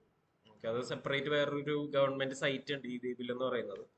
ഒരുപാട് തട്ടിപ്പും വെട്ടിപ്പും ഒക്കെ കുറക്കാനായിട്ടാണ് വേ ബില്ല് വന്നിട്ടുള്ളത്. ഇനിയിപ്പോ ടാലിയിൽ പ്രിപ്പയർ ചെയ്യുന്ന ഒരു GST ബില്ലാണെങ്കിൽ അത് പ്രിന്റ് ചെയ്ത് കഴിയുകയാണെങ്കിൽ ഇതുപോലെ ഇരിക്കും. ഇതാണ് ഒരു ലക്ഷണമൊത്ത GST ബില്ല് എന്നൊക്കെ പറയുന്ന പോലെ ഉള്ള കാര്യം. അതായത് ഇവിടെ കമ്പനിയുടെ പേരുണ്ടാവും, പിന്നെ സപ്ലയറുടെ പേരുണ്ടാവും. അതിപ്പോ നമ്മൾ പ്രിപ്പയർ ചെയ്ത പർച്ചേസ് ബില്ലാണ്, അതുകൊണ്ടാണ് നമുക്ക് ഹെഡിങ്ങിൽ ടോപ്പിൽ നമ്മളുടെ പേര്. അല്ലാതെ ഇപ്പൊ നമ്മളുടെ സെയിൽസ് ആയിരുന്നെങ്കിൽ ടോപ്പിൽ നമ്മളുടെ പേരും പിന്നെ താഴെ കസ്റ്റമറുടെ പേരും വരും. സാധാരണ എല്ലാ ബില്ലുകളും അങ്ങനെയാണ്. പിന്നെ ഇവിടെ ഇൻവോയ്സ് നമ്പർ ഉണ്ടാവണം. നെക്സ്റ്റ് ഏത് ഐറ്റം ആണ് അതിന്റെ HSN കോഡ് ഇതിന്റെ അകത്ത് ഉണ്ടാവണം. ക്വാണ്ടിറ്റി, റേറ്റ്, ടാക്സ് റേറ്റ് എത്രയാണ്, CGST പാർട്ട് എത്രയാണ്, SGST പാർട്ട് എത്രയാണ് എന്ന് ഇതിന്റെ അകത്ത് ഉണ്ടാവണം. പിന്നെ താഴെ ഒരു ടാക്സ് അനാലിസിസും കൂടി ഉണ്ടാകണം. അതായത് ഇപ്പോ 4 ലക്ഷം രൂപയുടെ ടോട്ടൽ കച്ചവടം നടന്നു, അതില് ടോട്ടല് 36,000 CGSTയും 36,000 SGSTയും വന്നിട്ട് 72,000 രൂപയാണ് ടാക്സ് ഈ ഒരു DLF ലിമിറ്റഡ് എന്ന് പറഞ്ഞ വ്യക്തി അല്ലെങ്കിൽ സപ്ലയർ കളക്ട് ചെയ്ത് വെച്ചിട്ടുള്ളത്. അപ്പോൾ ആ ഒരു ഇൻഫോർമേഷൻ ആണ് ഈ ഒരു ബില്ലിൽ കാണുന്നത്. പിന്നെ ഇവിടെ ഉള്ള നെക്സ്റ്റ് ഇമ്പോർട്ടന്റ് വിവരം എന്ന് പറയുന്നത് ഇതാണ്, നമ്മുടെ GSTIN നമ്പർ ഇവിടെ ഉണ്ടാവണം. അതേപോലെ തന്നെ നമ്മളുടെ സപ്ലയറിന്റെ GSTIN നമ്പർ ഉണ്ടാവണം. ഇതൊക്കെ ഇല്ലെങ്കിൽ അതിൻ്റെതായിട്ടുള്ള ഓരോ പ്രശ്നങ്ങളും ഫൈനുകളും നമ്മളുടെ കമ്പനിയിലേക്ക് വരും. ഓക്കെ, അപ്പോൾ ഈ പറഞ്ഞ ഡീറ്റെയിൽസ് എല്ലാമുള്ള ഒരു ബില്ലായിരിക്കും ടാലിന്ന് നമുക്ക് പ്രിന്റ് ചെയ്തെടുക്കാൻ പറ്റുന്നത്. അപ്പോൾ എല്ലാ ഇൻഫോർമേഷനും ഉണ്ട്. ഇനി ഇതൊന്ന് നമുക്ക് സേവ് ചെയ്യാം. ബില്ലൊന്ന് നോ ആക്കിയാണ്. സേവ് ചെയ്യുമ്പോൾ സാധാരണ ചെയ്യുന്ന പോലെ പുതിയ ബില്ലാണെങ്കിൽ 100 തന്നെ ആയിരിക്കും ചെയ്യുന്നത്. സേവ് ചെയ്യാം. ഓക്കെ, അപ്പൊ ഫസ്റ്റ് മെയില് ആദ്യത്തെ ബില്ല് നമ്മളിപ്പോ റെക്കോർഡ് ചെയ്തു. ഇനി balance sheet and profit and loss, 2 റിപ്പോർട്ടുകൾ ഇവിടെ കിടക്കുന്നു. അപ്പോ ഇതിൽ ഏത് റിപ്പോർട്ട് എടുത്ത് നോക്കിക്കഴിഞ്ഞാൽ നമുക്കിപ്പോ അടച്ച GST എമൗണ്ട് കാണാൻ പറ്റും. അതാണ് ഇനി നെക്സ്റ്റ് ചോദ്യം, ഏത് റിപ്പോർട്ട് എടുത്ത് കഴിഞ്ഞാൽ കാണാൻ പറ്റും.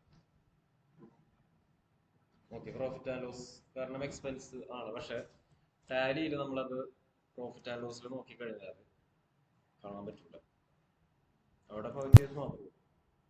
ഓക്കെ, അതായത് GST എന്ന് പറയുന്നത് എക്സ്പെൻസ് ആണ്. നമ്മളിപ്പോ സംഭവിച്ച കാര്യം എന്താണെന്ന് വെച്ചാൽ ഈ ജേണൽ എൻട്രി ആണ് ഇവിടെ റെക്കോർഡ് ചെയ്തത്. പർച്ചേസ് എന്ന് പറയുന്ന എക്സ്പെൻസ്, ഓക്കെ, അത് ഇവിടെ വന്നിട്ടുണ്ടോ? അതിവിടെ വന്നിട്ടുണ്ട്, പർച്ചേസ് എക്സ്പെൻസ്.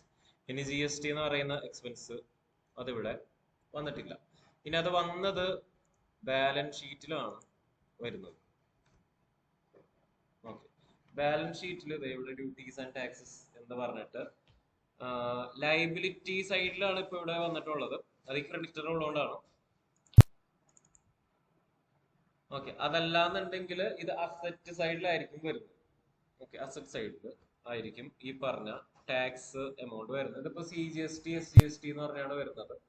ഇനി ശരിക്കും കുറച്ചും കൂടി നല്ലൊരു രീതി എന്ന് പറയുന്നത് ഇങ്ങനെ CGST SGST എന്നുള്ള പേര് കൊടുക്കുന്നതിനേക്കാൾ നല്ലത് നമ്മളിപ്പോ പേ ചെയ്ത ടാക്സ് ഉണ്ട്, അത് ഗുഡ്സ് അകത്തേക്ക് വന്നപ്പോഴുള്ള ടാക്സ് ആണ്. അപ്പോ പർച്ചേസ് ചെയ്യുമ്പോഴുള്ള ടാക്സിനെ നോർമലി ഇൻപുട്ട് CGST എന്നും സെയിൽ ചെയ്യുമ്പോൾ അതിനെ ഔട്ട്പുട്ട് ടാക്സ് എന്നും വിളിക്കുന്നതായിരിക്കും നല്ലത്. Sorry, input SGST. ലെഡ്ജർ അപ്പോ ഇൻപുട്ട് CGST, ഇൻപുട്ട് SGST എന്നും കൂടി ഇവിടെ പേര് മാറ്റിയിട്ടുണ്ട്. അതായത് വെറുതെ CGST എന്നൊക്കെ വിളിക്കുന്നതിനേക്കാൾ നല്ലത് input CGST and input SGST. Okay, ഇങ്ങനെ വിളിക്കുന്നതാണ് കുറച്ചും കൂടി നല്ലത്. കാരണം ഗുഡ്സ് കമ്പനിയുടെ അകത്തേക്കാണ് വന്നത്, അകത്തേക്ക് വന്നപ്പോൾ പേ ചെയ്ത ടാക്സ് ആയിരുന്നു ഇത്. ഓക്കെ, അപ്പോൾ ഈ ഒരു രണ്ട് എമൗണ്ടും വന്നിട്ടുള്ളത് ബാലൻസ് ഷീറ്റിലാണ് വന്നിട്ടുള്ളത്. ഓക്കെ, ഇനി എന്തുകൊണ്ടാണ് ബാലൻസ് ഷീറ്റിൽ വന്നത് എന്നുള്ളതിന്റെ എക്സ്പ്ലനേഷൻ ആണ് നമ്മൾ പെർച്ചേസ് ചെയ്യുമ്പോൾ അല്ലെങ്കിൽ പേ ചെയ്ത ടാക്സിനെ അല്ലെങ്കിൽ GST പെയ്ഡ് ഓൺ പർച്ചേസ്, അതിനെയാണ് ഇൻപുട്ട് ടാക്സ് എന്ന് പറയുന്നത്, is considered as a prepaid expense.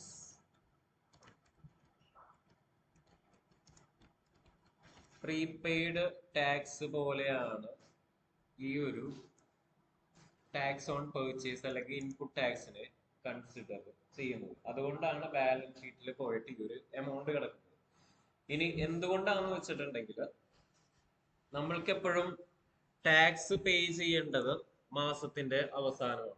ഒരു മന്ത് എൻഡിലാണ് ടാക്സ് പേ ചെയ്യേണ്ടത്. അപ്പോൾ മന്ത് എൻഡില് നമ്മൾ ഫയൽ ചെയ്യേണ്ട കുറച്ച് റിപ്പോർട്ടുകൾ ഉണ്ട്. ഇപ്പൊ നിങ്ങളെല്ലാവരും കഴിഞ്ഞ തിങ്കളാഴ്ച വന്നിട്ടുണ്ടായിരുന്നെങ്കിൽ ഇതെന്താണെന്നുള്ളത് ഒന്നുകൂടി കണക്ട് ചെയ്തിട്ട് എടുക്കാമായിരുന്നു. അതായത് ഇവിടെ ഇപ്പോ ഇത്രയും റിപ്പോർട്ട്സ് ഉണ്ട്. ഒരു മാസത്തിന്റെ അവസാനം ഒരു കമ്പനിയിൽ നിന്ന് ഇത്രയും റിപ്പോർട്ടുകൾ നമ്മൾ ഗവൺമെന്റിന്റെ സൈറ്റിലേക്ക് ലോഡ് ചെയ്ത് കൊടുക്കണം അല്ലെങ്കിൽ ഫയൽ ചെയ്യണം. അപ്പോ ഇതില് ഈ പറഞ്ഞ GSTR3 ഫയൽ ചെയ്ത് കഴിഞ്ഞിട്ടാണ് നമ്മൾ ടാക്സ് പേ ചെയ്യുന്നത്. അതായത് ഇപ്പോ മെയ്യിലെ ടാക്സ് പേ ചെയ്യുന്നത് ജൂണിലായിരിക്കും, ജൂണിലെ ടാക്സ് പേ ചെയ്യുന്നത് ജൂലൈയിൽ, തൊട്ടടുത്ത മാസമാണ് ടാക്സ് നമ്മൾ പേ ചെയ്യുന്നത്. ഓക്കെ, അപ്പോ GSTയിൽ ഉള്ള ഒരു ഡീലർക്ക് കിട്ടുന്ന ഒരു എക്സ്ട്രാ ബെനിഫിറ്റ് ആണ് ഈ പറഞ്ഞ ഇൻപുട്ട് ടാക്സ് ക്രെഡിറ്റ് എന്ന് പറഞ്ഞ കാര്യം. ഈ ഇൻപുട്ട് ടാക്സ് ക്രെഡിറ്റ് എന്ന് പറയുന്നത് GST ഉള്ള കമ്പനീസിനൊക്കെ കിട്ടുന്ന ഒരു ബെനിഫിറ്റ് ആണ്. ഇതിന്റെ കൺസെപ്റ്റ് എന്താന്ന് വെച്ചിട്ടുണ്ടെങ്കിൽ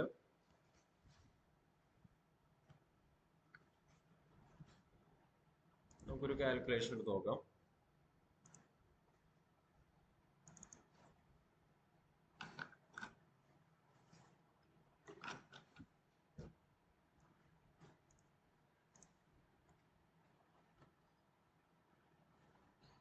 ഓക്കെ, ഇപ്പൊ ഇതാണ് സിറ്റുവേഷൻ എന്ന് വിചാരിക്കാം. ഒരു 10,000 രൂപയുടെ ഐറ്റംസ് മേടിച്ചു, 18% ടാക്സ് ചാർജുകൾ. അപ്പോ സാധനത്തിന്റെ വില എന്ന് പറയുന്നത് 10,000, നമ്മുടെ കമ്പനി പേ ചെയ്യേണ്ട ടാക്സ് എന്ന് പറയുന്നത് 1,800. ഓക്കെ, അപ്പോ ഒരു സാധനം മേടിക്കുമ്പോ ഇപ്പൊ ഞാനാണ് ഈ ഒരു ഐറ്റം മേടിച്ചതെങ്കിൽ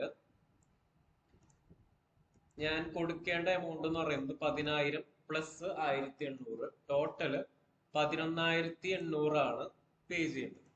അതായത് ഈ ഒരു ടാക്സ് ലയബിലിറ്റി അല്ലെങ്കിൽ ടാക്സിന്റെ ഭാരം എന്റെ ചുമലിന്റെ മീതെയാണ്. അതായത് ഞാനാണ് ഈ 1,800 രൂപ ടാക്സ് അടക്കേണ്ടത് അല്ലെങ്കിൽ കൊടുക്കുന്നത്. ഓക്കെ, അപ്പൊ ടാക്സിന്റെ ആ ഒരു ഭാരം വന്ന് വീണത് എന്റെ തലക്ക് മീതെയാണ്. ഓക്കെ, അപ്പൊ GST ഉള്ള ഒരു കമ്പനിക്കുള്ള ഒരു ബെനിഫിറ്റ് എന്താണെന്ന് വെച്ചാൽ, അല്ലെങ്കിൽ ഒരു കമ്പനി നിലകൊള്ളുന്നത് ഇങ്ങനെയുള്ളൊരു ആക്ടിവിറ്റിക്കാണ്. നമ്മൾ കമ്പനിയിൽ ചെയ്യുന്നത് ബൈയിങ് ആൻഡ് സെല്ലിങ്. ഓക്കെ,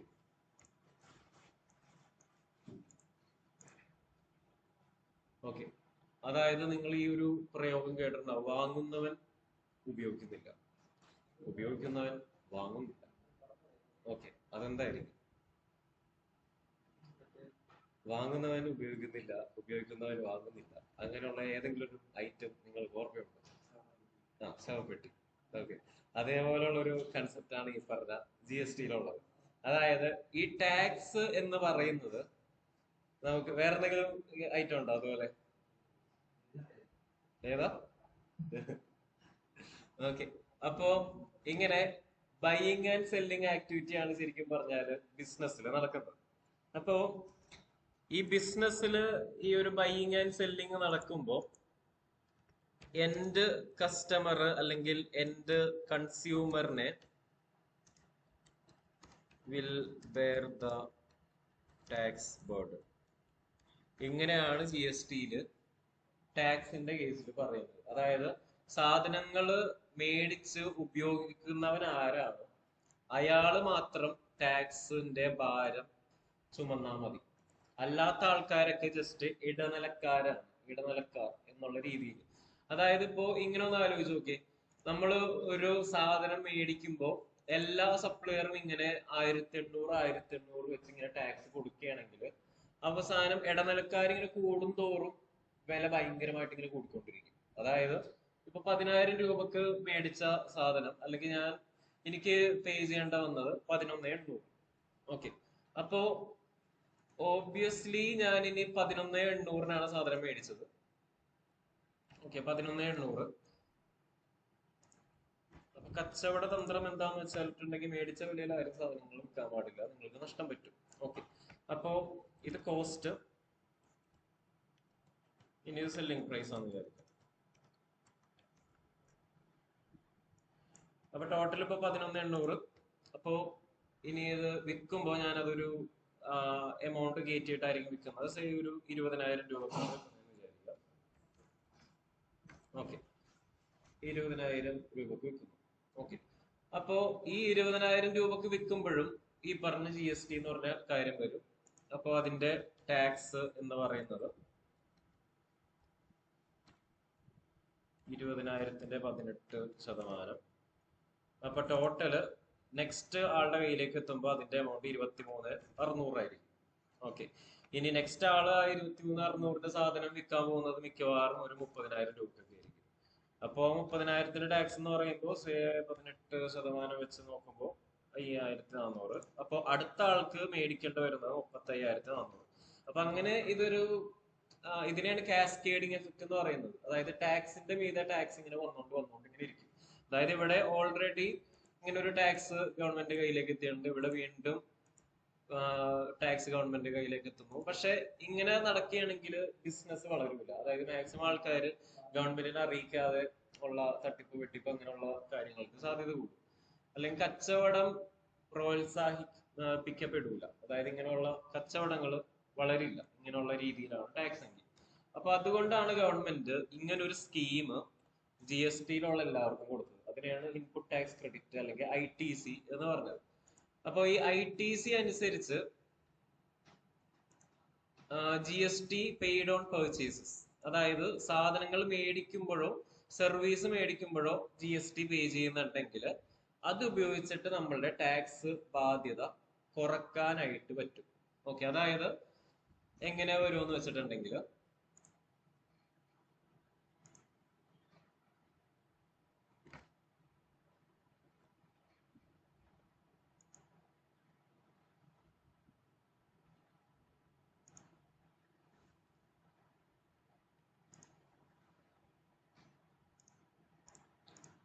നമുക്ക് ഈ ഒരു സിറ്റുവേഷൻ നോക്കാം.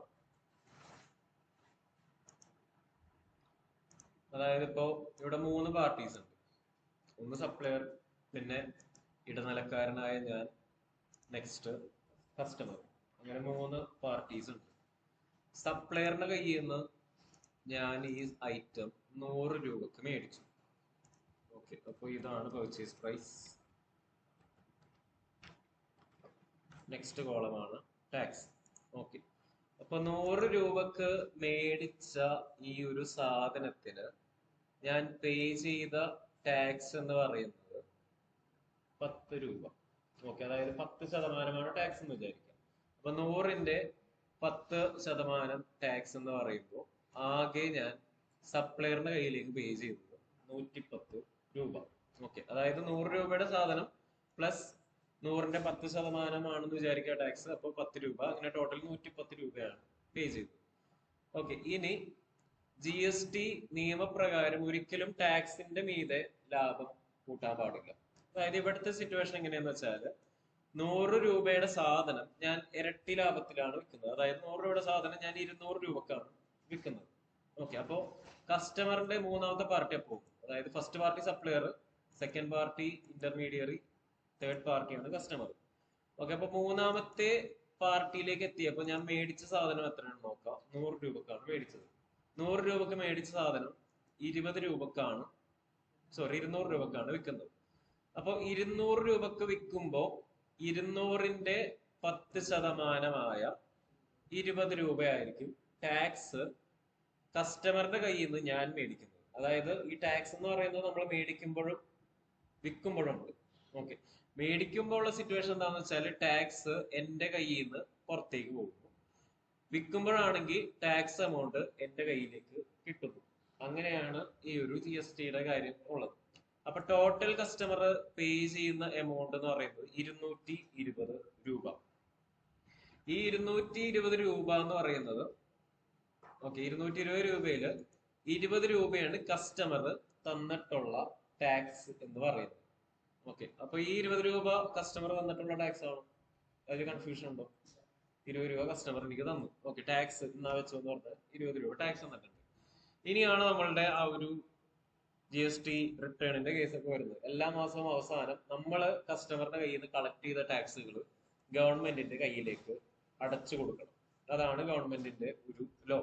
നമ്മൾ കസ്റ്റമറുടെ കയ്യിൽ നിന്ന് കളക്ട് ചെയ്ത് വെക്കുന്ന ടാക്സ് ആണ് നമ്മൾ ഗവൺമെന്റിന്റെ കയ്യിലേക്ക് കൊടുക്കേണ്ടത്.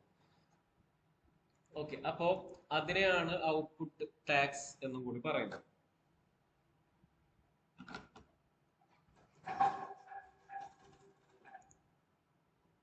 ഓക്കെ, ഈ ഒരു ഔട്ട്പുട്ട് ടാക്സ് ഇവിടെ വന്നിട്ടുള്ളത് 20 രൂപയാണ് ഔട്ട്പുട്ട് ടാക്സ് എന്ന് പറയുന്നത്.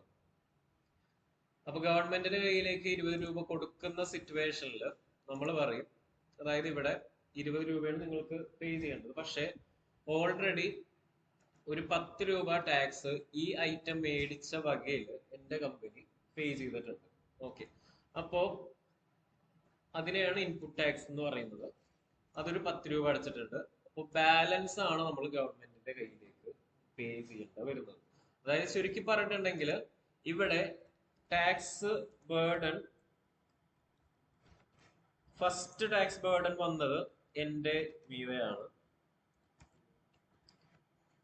എത്ര രൂപയെന്ന് നോക്കുമ്പോ ഇവിടെ 10 രൂപ. ഓക്കെ, ഇനി സെക്കൻഡ് ടാക്സ് ബേർഡൻ വന്നിട്ടുള്ളത് കസ്റ്റമറുടെ മീതെയാണ്. കസ്റ്റമർ എത്ര രൂപ തന്നു?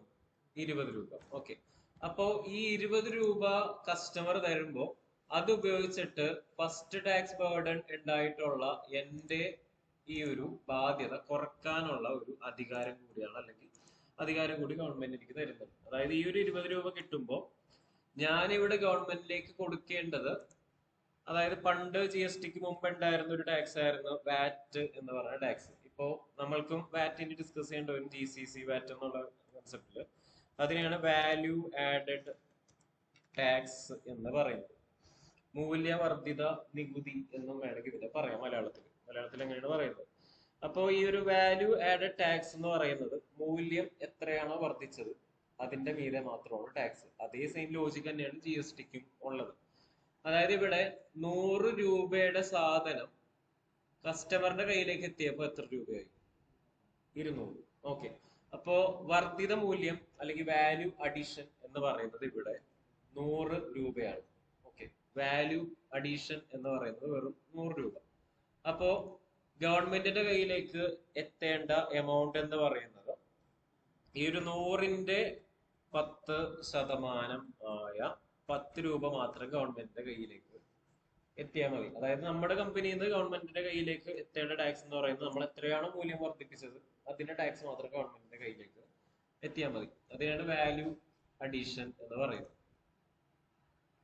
ഓക്കെ, അപ്പോ ഈ ഒരു സിറ്റുവേഷനിൽ 20 രൂപ ഗവൺമെന്റിന്റെ കസ്റ്റമറുടെ കയ്യിൽ നിന്ന് ടാക്സ് കളക്ട് ചെയ്തിട്ടുണ്ട്. 10 രൂപ നമ്മൾ ഓൾറെഡി ടാക്സ് പേ ചെയ്തിട്ടുണ്ട്. ബാക്കി മാത്രം ഗവൺമെന്റിന്റെ കയ്യിലേക്ക് പേ ചെയ്താൽ മതി. ഇതിനെയാണ് ഇൻപുട്ട് ടാക്സ് ക്രെഡിറ്റ് എന്ന് പറയുന്നത്.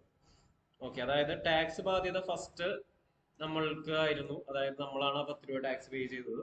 പക്ഷെ കസ്റ്റമർ വന്നപ്പോൾ എന്ത് ചെയ്തു? കസ്റ്റമറുടെ കയ്യിൽ നിന്ന് നമ്മൾ പേ ചെയ്ത ടാക്സും കൂടി ചേർത്താണ് കസ്റ്റമറുടെ കയ്യിൽ നിന്ന് മേടിക്കുന്നത്. അതോടെ ഈ ഫസ്റ്റ് പേ ചെയ്ത ടാക്സ് നമ്മളുടെ ഇല്ലാതാവുകയാണ്. ഓക്കെ, അപ്പൊ അങ്ങനെ കസ്റ്റമറുടെ കയ്യിൽ നിന്ന് ടാക്സ് മേടിക്കാനുള്ള അധികാരം നമ്മളുടെ കമ്പനിക്ക് ഉണ്ട്. ഓക്കെ, അപ്പൊ അതാണ് ഈ പറഞ്ഞ ഇൻപുട്ട് ടാക്സ് ക്രെഡിറ്റ് എന്ന് പറയുന്നത്. പെർച്ചേസിന്റെ മീതെ എന്തെങ്കിലും ടാക്സ് നമ്മൾ പേ ചെയ്തിട്ടുണ്ടെങ്കിൽ അത് ഉപയോഗിച്ചിട്ട് നമ്മൾക്ക് ടാക്സ് ബാധ്യത കുറക്കാൻ പറ്റും. ഇനിയിപ്പോ കുറച്ചും കൂടി കോംപ്ലിക്കേറ്റഡ് ആയിട്ടുള്ള ഒരു സിറ്റുവേഷനിലേക്ക് പോവാം.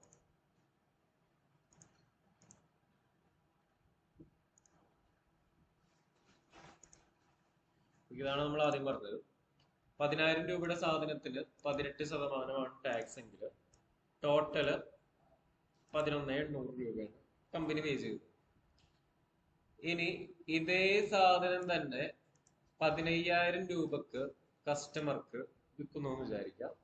അപ്പോ കോസ്റ്റ് ഓഫ് മെറ്റീരിയൽ എന്ന് പറയുന്നത് 15,000, ടാക്സ് കളക്റ്റഡ് അല്ലെങ്കിൽ ടാക്സ് റിസീവ്ഡ് എന്ന് പറയുന്നത് ഈ ഒരു 2,700 എങ്ങനെ വന്നു എന്ന് വെച്ചാൽ 15,000ന്റെ 18% നോക്കാം. ഓക്കെ, അങ്ങനെയാണ് 2,700 എന്ന് പറഞ്ഞ എമൗണ്ടിലേക്ക് എത്തുന്നത്. ഓക്കെ, അപ്പൊ ഇവിടെ 2,700 വന്നിട്ടുണ്ട്. ഓക്കെ, അപ്പൊ 10,000ന്റെ 18% 1,800. ഓക്കെ, ഇനി നെക്സ്റ്റ് 5,000, അതായത് ഈ 10,000ത്തിന് മേടിച്ച സാധനം നമ്മൾ എത്ര രൂപ വിറ്റെന്ന് നോക്കാം. 5,000. ഓക്കെ, അപ്പൊ ഇവിടെ വന്നിട്ടുള്ള വാല്യൂ അഡീഷൻ എന്ന് പറയുന്നത് എത്രയാണ് നോക്കാം. 5,000 രൂപയാണ് മൂല്യം വർദ്ധിച്ചത്. 10,000ത്തിന് മേടിച്ച സാധനം നമ്മൾ 15,000ത്തിന് വിൽക്കുന്നു. അപ്പോ 10,000 പിന്നെ വർദ്ധിച്ച മൂല്യം എന്ന് പറയുന്നത് 5,000. അപ്പൊ ഇവിടെ 10,000ത്തിന്റെ ടാക്സ് ഇവിടെ ഉണ്ട്. ഇതാണ് 1,800. ഇനി 5,000ത്തിന്റെ 18% എത്രയാണെന്ന് കണ്ടുപിടിച്ച് നോക്കാം. 5,000 ഇൻറ്റു 18% എന്ന് പറയുമ്പോൾ അതാണ് 900. ഓക്കെ, ഇതാണ് നമ്മൾ വർദ്ധിപ്പിച്ച മൂല്യം. ഇതാണ് ആ വർദ്ധിപ്പിച്ച മൂല്യത്തിന്റെ ടാക്സ് എന്ന് പറയുന്നത്. അപ്പൊ ടോട്ടല് നമ്മൾ കസ്റ്റമറിന്റെ കയ്യിൽ നിന്ന് മേടിക്കുന്ന ടാക്സ് എന്ന് പറയുന്നത് എല്ലാം കൂടി ചേർത്തിട്ടായിരിക്കും ടാക്സ് മേടിക്കുന്നത്. അതായത് മേടിച്ച സാധനത്തിന്റെ ടാക്സ് പ്ലസ് നമ്മളുടെ വാല്യൂ അഡീഷന്റെ ടാക്സ് രണ്ടും കൂടി ചേർത്തായിരിക്കും നമ്മളുടെ കസ്റ്റമർ നമ്മൾക്ക് തരുന്നത്. ഇനി ഗവൺമെന്റ്, അപ്പൊ ഇവിടെ നോക്കാം. ഇനി ഇൻപുട്ട് ടാക്സ് ക്രെഡിറ്റ് എങ്ങനെ കാൽക്കുലേറ്റ് ചെയ്യുന്ന വെച്ചിട്ടുണ്ടെങ്കിൽ ടാക്സ് കളക്ട് ചെയ്തിട്ടുള്ളത് നമ്മൾ 2,700. അതിൽ നിന്ന് നമ്മൾ ഓൾറെഡി പെർച്ചേസ് ചെയ്ത സമയത്ത് അടച്ച ടാക്സ് എത്രയാണ് നോക്കും. 1,800. ബാലൻസ് 900 മാത്രം നമ്മൾ ഗവൺമെന്റിന്റെ കയ്യിലേക്ക് കൊടുത്താൽ മതി. അപ്പൊ ഈ 900 എന്ന് പറയുന്നത് എന്താണ്? ഈ 5,000ത്തിന്റെ ടാക്സ് നമ്മൾ എത്രയാണോ നമ്മുടെ കമ്പനിയിൽ വെച്ചിട്ട് മൂല്യം വർദ്ധിപ്പിച്ചത് അതിന്റെ മാത്രം ടാക്സ് ഗവൺമെന്റിന്റെ കയ്യിലേക്ക് എത്തിച്ചാൽ മതി. ഓക്കെ, അതിപ്പോ നിങ്ങൾക്ക് വേണമെങ്കിൽ ഇങ്ങനെ കൺസിഡർ ചെയ്യാം. നമ്മളൊരു ഫർണിച്ചർ കടയാണ് നടത്തുന്നത്. അപ്പൊ നമ്മൾ മരം മേടിക്കുന്നു, എന്നിട്ട് നമ്മൾ അതിന്റെ പണിക്കാരെയൊക്കെ വെച്ചിട്ട് ഒരു ഫർണിച്ചർ ആക്കി മാറ്റുന്നു. അപ്പൊ നമ്മൾ ചെയ്യുന്നത് മരത്തിന്റെ വിലയായിരിക്കില്ല നമ്മൾ ഫർണിച്ചർ ഉണ്ടാക്കി കഴിയുമ്പോൾ. കാരണം നമ്മൾ വേറെ കുറെ ഇൻപുട്ടുകൾ അതിന്റെ അകത്തേക്ക് ആഡ് ചെയ്യുന്നുണ്ട്. ലേബർ കോസ്റ്റ്, പിന്നെ വേറെ അല്ലാത്ത കുറെ മെറ്റീരിയൽ, വാർണിഷ്, അത് ഇത് പെയിന്റ്, അങ്ങനെ കുറെ സാധനങ്ങൾ അതിന്റെ അകത്തേക്ക് ഇൻപുട്ട് ചെയ്യും. അപ്പോ നമ്മൾ എത്രയാണോ മൂല്യം വർദ്ധിപ്പിക്കുന്നത്, ഇപ്പൊ ഈ ഒരു എക്സാമ്പിളില് 10,000 രൂപയുടെ സാധനം മേടിച്ചിട്ട് നമ്മൾ വർദ്ധിപ്പിച്ച മൂല്യം എന്ന് പറയുന്നത് 5,000. ആ 5,000ത്തിന്റെ ടാക്സ് ആയിരിക്കും നമ്മൾ കസ്റ്റമറുടെ കയ്യിൽ നിന്ന് കളക്ട് ചെയ്യുന്നത്. പക്ഷെ നമ്മൾ അതിന്റെ കൂടെ നമ്മൾ ഓൾറെഡി പെർച്ചേസ് ചെയ്യുമ്പോൾ എന്തെങ്കിലും ടാക്സ് കളക്ട് ചെയ്തിട്ടുണ്ടെങ്കിൽ അതും ചേർത്തായിരിക്കും കസ്റ്റമറുടെ കയ്യിൽ നിന്ന് മേടിക്കുന്നത്. പക്ഷെ അറ്റ് ദ വെരി എൻഡ് ഗവൺമെന്റിന്റെ കയ്യിലേക്ക് കൊടുക്കേണ്ട ടാക്സ് എന്ന് പറയുന്നത് നമ്മൾ വർദ്ധിപ്പിച്ച മൂല്യം, അതായത് ഇവിടെ ഈ ഒരു എക്സാമ്പിൾ ആണ് 5,000ന്റെ 18% 900 രൂപ മാത്രം ഗവൺമെന്റിന്റെ കയ്യിലേക്ക് കൊടുത്താൽ മതി. അപ്പോ എങ്ങനെ വന്നാലും ഇടനിലക്കാരന് വലിയ നഷ്ടമൊന്നുമില്ല. കാരണം എന്താണെന്ന് വെച്ചാൽ അയാൾ ആദ്യം ടാക്സ് പേ ചെയ്യുന്നുണ്ടെങ്കിലും ആ ടാക്സ് അവസാനം ആര് വരും? കസ്റ്റമർ വരും. അയാളുടെ മീതെ ഭാരമൊന്നും വരുന്നില്ല. അപ്പോ കച്ചവടത്തിന് വേറെ പ്രശ്നങ്ങളൊന്നും വരില്ല. സോ ആ ഒരു ലോജിക്കിലാണ് ഈ പറഞ്ഞ GST ITC ഒക്കെ ഡിസൈൻ ചെയ്തിട്ടുള്ളത്. അപ്പൊ ഇവിടെ കളക്ട് ചെയ്ത ടാക്സ് 2,700. അതിൽ നമ്മൾ ഓൾറെഡി പെർച്ചേസിന്റെ മീതെ പേ ചെയ്തത് 1,800. ബാക്കി 900 ആയിരിക്കും ഗവൺമെന്റിന്റെ കയ്യിലേക്ക് പേ ചെയ്യുന്നത്. ആ ലോജിക്കിലാണ് ഇപ്പോൾ ഈ ഇൻപുട്ട് ടാക്സ് ക്രെഡിറ്റ് എന്ന് പറയുന്ന കൺസെപ്റ്റ് വരുന്നത്. ഇനിയിപ്പോ നമ്മളിവിടെ ടാലിയിൽ ഫസ്റ്റ് ട്രാൻസാക്ഷൻ റെക്കോർഡ് ചെയ്തിട്ടുണ്ട്. അതായത് SP 36 ഇൻപുട്ട് ടാക്സ് ആണ്. ഇതിനെയാണ് ടാക്സ് ഓൺ പർച്ചേസ് എന്ന് പറയുന്നത്. ഓക്കെ, ഇനി അതൊന്ന് സേവ് ചെയ്യാം.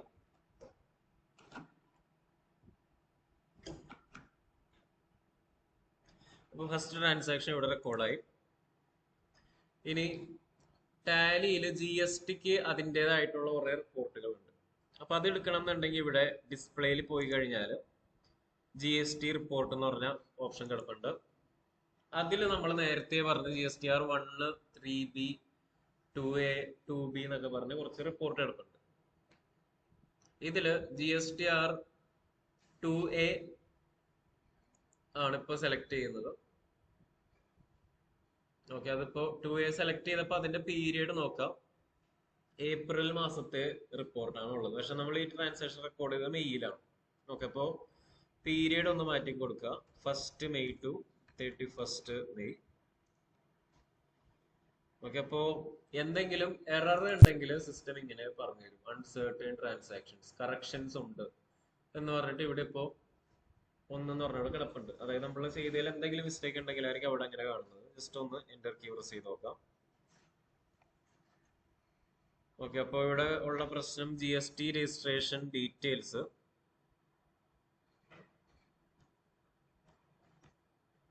ഇൻവാലിഡ് ആണെന്നാണ് പറയുന്നത്. അപ്പോൾ എന്താണ് പ്രശ്നം നോക്കാം.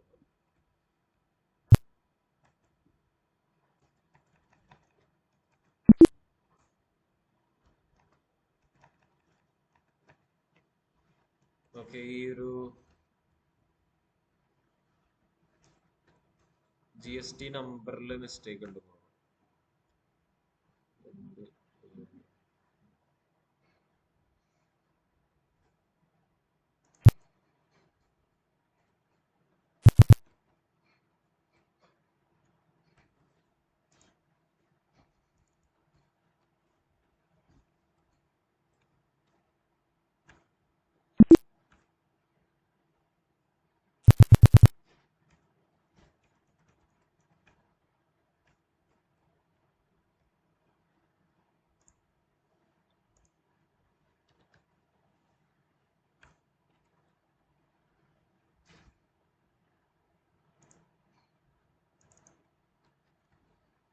ഓക്കെ, ഇവിടെ ഇപ്പോ സിസ്റ്റം പറയുന്നത് ഈ പാർട്ടിയുടെ GST നമ്പറിൽ മിസ്റ്റേക്ക് ഉണ്ട്, അതുകൊണ്ടാണ് ഇവിടെ റിപ്പോർട്ടിൽ സംഭവിക്കാത്തത്.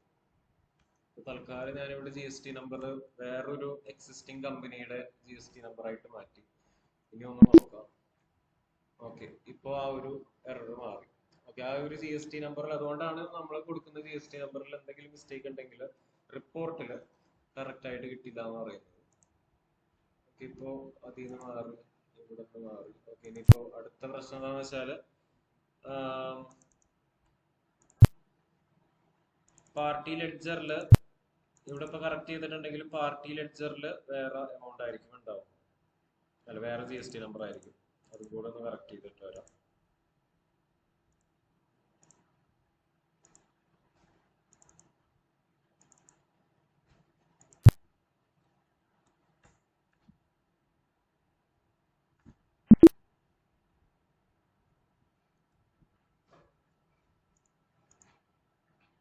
ഓക്കെ, ഇനി ഇപ്പോൾ റിപ്പോർട്ടിൽ പോയി ഡിസ്പ്ലേ GST റിപ്പോർട്ട്സിൽ GSTR 2A എടുത്തു.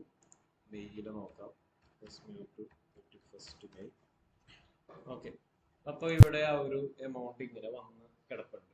ഓക്കെ, അപ്പോൾ നമ്മൾ ചെയ്യുന്ന റിപ്പോർട്ടിൽ എന്തെങ്കിലും പ്രശ്നങ്ങൾ ഉണ്ടെങ്കിൽ ഇവിടെ ഡോക്യുമെന്റിൽ എന്തെങ്കിലും ഇഷ്യൂസ് ഉണ്ടെങ്കിൽ റിപ്പോർട്ട്സിൽ റിഫ്ലക്ട് ചെയ്യില്ല.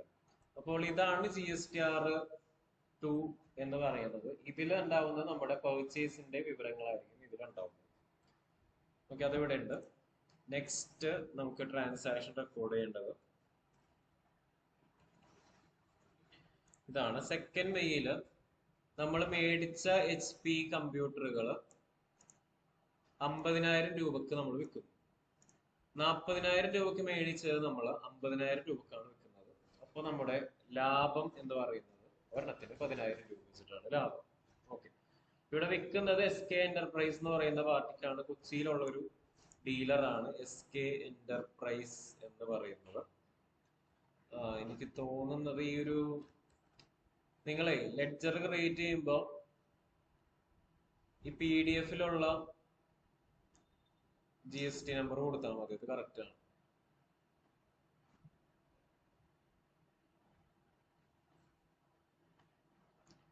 AABC.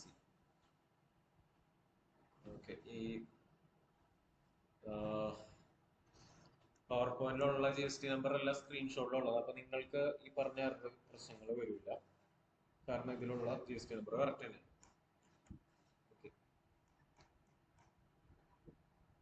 ഓക്കെ, അപ്പൊ നമ്മള് ഫസ്റ്റ് കാര്യം റെക്കോർഡ് ചെയ്തു.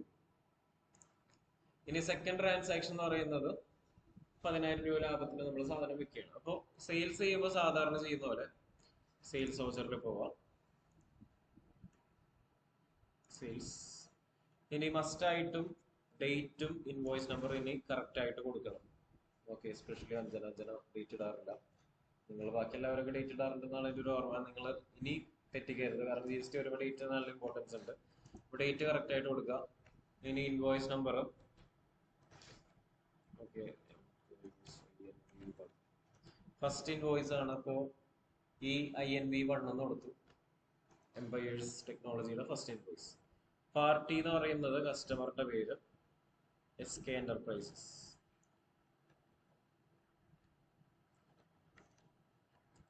സൺട്രി ഡെപ്റ്റർ കേരളത്തിലുള്ള പാർട്ടിയാണ്. GST നമ്പർ ഉണ്ട്.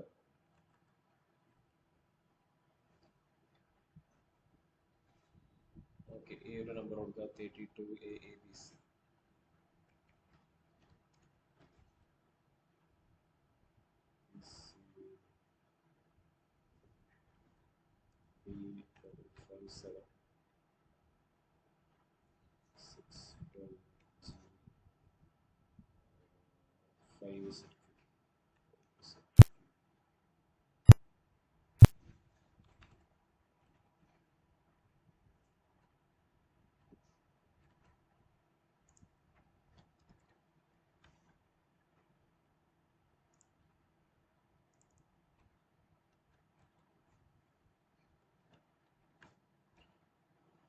ഓക്കെ, അപ്പൊ GST നമ്പർ ഒന്നിലേക്ക് സ്ക്രീൻഷോട്ട് നോക്കിയിട്ട് കോപ്പി പേസ്റ്റ് ചെയ്യുക. അല്ലാന്നുണ്ടെങ്കിൽ അതിന് ക്ഷമയില്ലാന്നുണ്ടെങ്കിൽ ഗൂഗിൾ ചെയ്ത് നോക്കാം. ഇഷ്ടമുള്ള ഏതെങ്കിലും കമ്പനിയുടെ GST നമ്പർ കോപ്പി പേസ്റ്റ് ചെയ്ത് വെക്കാം. ഓക്കെ, ശരിക്കുള്ള ഒരു കമ്പനിയുടെ GST നമ്പർ തന്നെ വേണമെന്നുണ്ട്. അപ്പൊ GST നമ്പർ കൊടുക്കുക. അതിവിടെ ഇങ്ങനെയും വരും, പാർട്ടി ഡീറ്റെയിലും ഇവിടെ GST നമ്പറും സ്റ്റേറ്റും പ്ലേസും സപ്ലൈ ഒക്കെ കേരളയാണ്. നെക്സ്റ്റ് സെയിൽസ് ലെഡ്ജർ സാധാരണ പോലെ തന്നെ ക്രിയേറ്റ് ചെയ്യാം. സെയിൽസ്.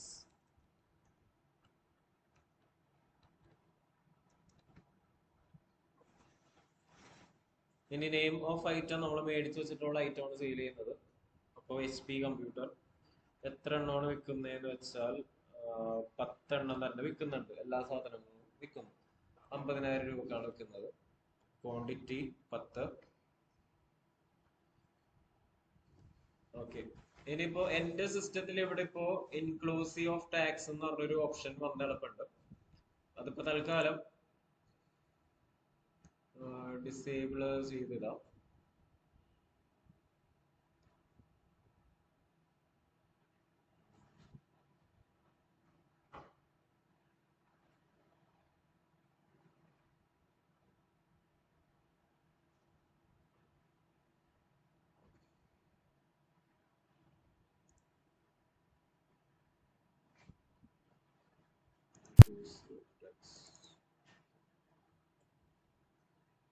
നിങ്ങളുടെ സിസ്റ്റത്തിൽ ഇങ്ങനെ ആയിരിക്കും വരുന്നത്. ക്വാണ്ടിറ്റി ഉണ്ടാവും. നെക്സ്റ്റ് റേറ്റ് കൊടുക്കാനുള്ള സ്പേസിൽ 50,000 രൂപക്ക് വിൽക്കുന്നു. ഓക്കെ, 10 എണ്ണം 50,000 രൂപക്ക് വിൽക്കുമ്പോൾ ടോട്ടൽ നമ്മളുടെ കയ്യിലേക്ക് എത്തുന്ന എമൗണ്ട് എന്ന് പറയുന്നത് 5 ലക്ഷം രൂപ. ഇനി മേടിക്കുമ്പോൾ നമ്മൾ ഇൻപുട്ട് ടാക്സ് എന്ന് പറഞ്ഞ ലെഡ്ജറാണ് വെച്ചത്. ഇനി വേർതിരിക്കാനായിട്ട് വിൽക്കുമ്പോൾ കളക്ട് ചെയ്യുന്ന ടാക്സിനെ നമ്മൾ ഔട്ട്പുട്ട് ടാക്സ് എന്ന് വേർതിരിച്ചു.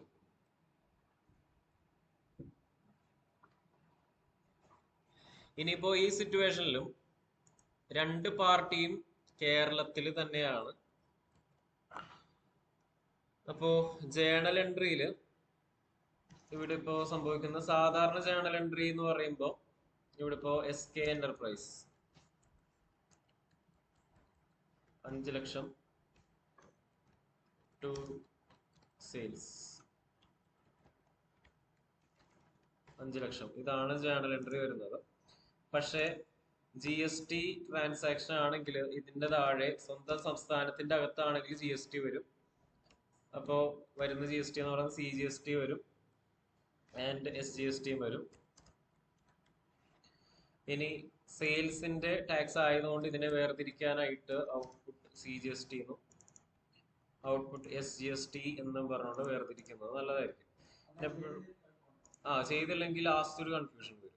അതായത് ലാസ്റ്റ് നമ്മൾ നേരത്തെ ITC എന്ന് പറയുന്ന കാര്യം ചെയ്യുമ്പോൾ ഒരു കൺഫ്യൂഷൻ വരും.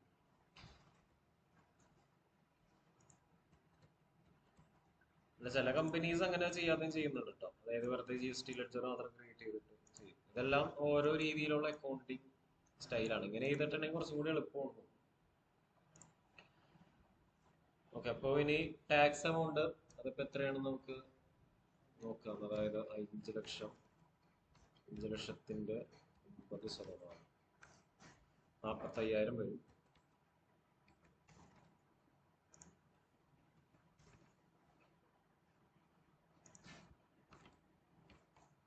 ഓക്കെ, അപ്പൊ ടോട്ടല് ഇങ്ങനെയായിരിക്കും എമൗണ്ട് വരുന്നത്.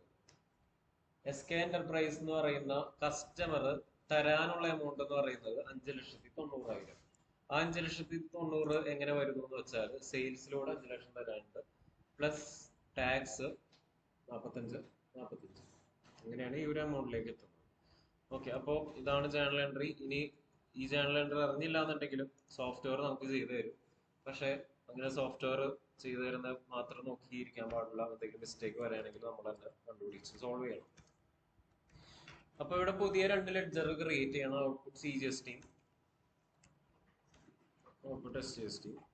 അപ്പോൾ ഔട്ട്പുട്ട് CGST ക്രിയേറ്റ് ചെയ്യുമ്പോൾ നേരത്തെ CGST ക്രിയേറ്റ് ചെയ്ത പോലെ ഈ എമൗണ്ട് ആരുടെ അക്കൗണ്ടിലേക്കാണ് പോകുന്നത്? സെൻട്രൽ ഗവൺമെന്റിന്റെ അക്കൗണ്ടിലേക്കാണ് പോകുന്നത്. സേവ് സിസ്റ്റം എമൗണ്ട് കണ്ടുപിടിച്ച് തരും. നെക്സ്റ്റ് ഔട്ട്പുട്ട് SGST,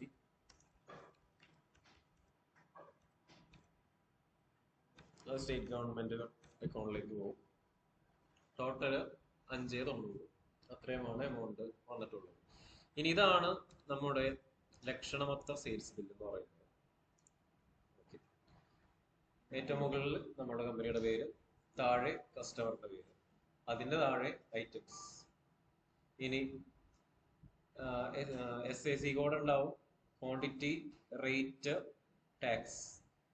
പിന്നെ ഇവിടെ എത്രയാണ് ടാക്സ് വന്നിട്ടുള്ളതെന്ന് സെപ്പറേറ്റ് ആയിട്ട് ഇവിടെ ഒരു ഫൈനൽ എമൗണ്ട് നമുക്ക് ഇവിടെ കാണാം, 5,90,000.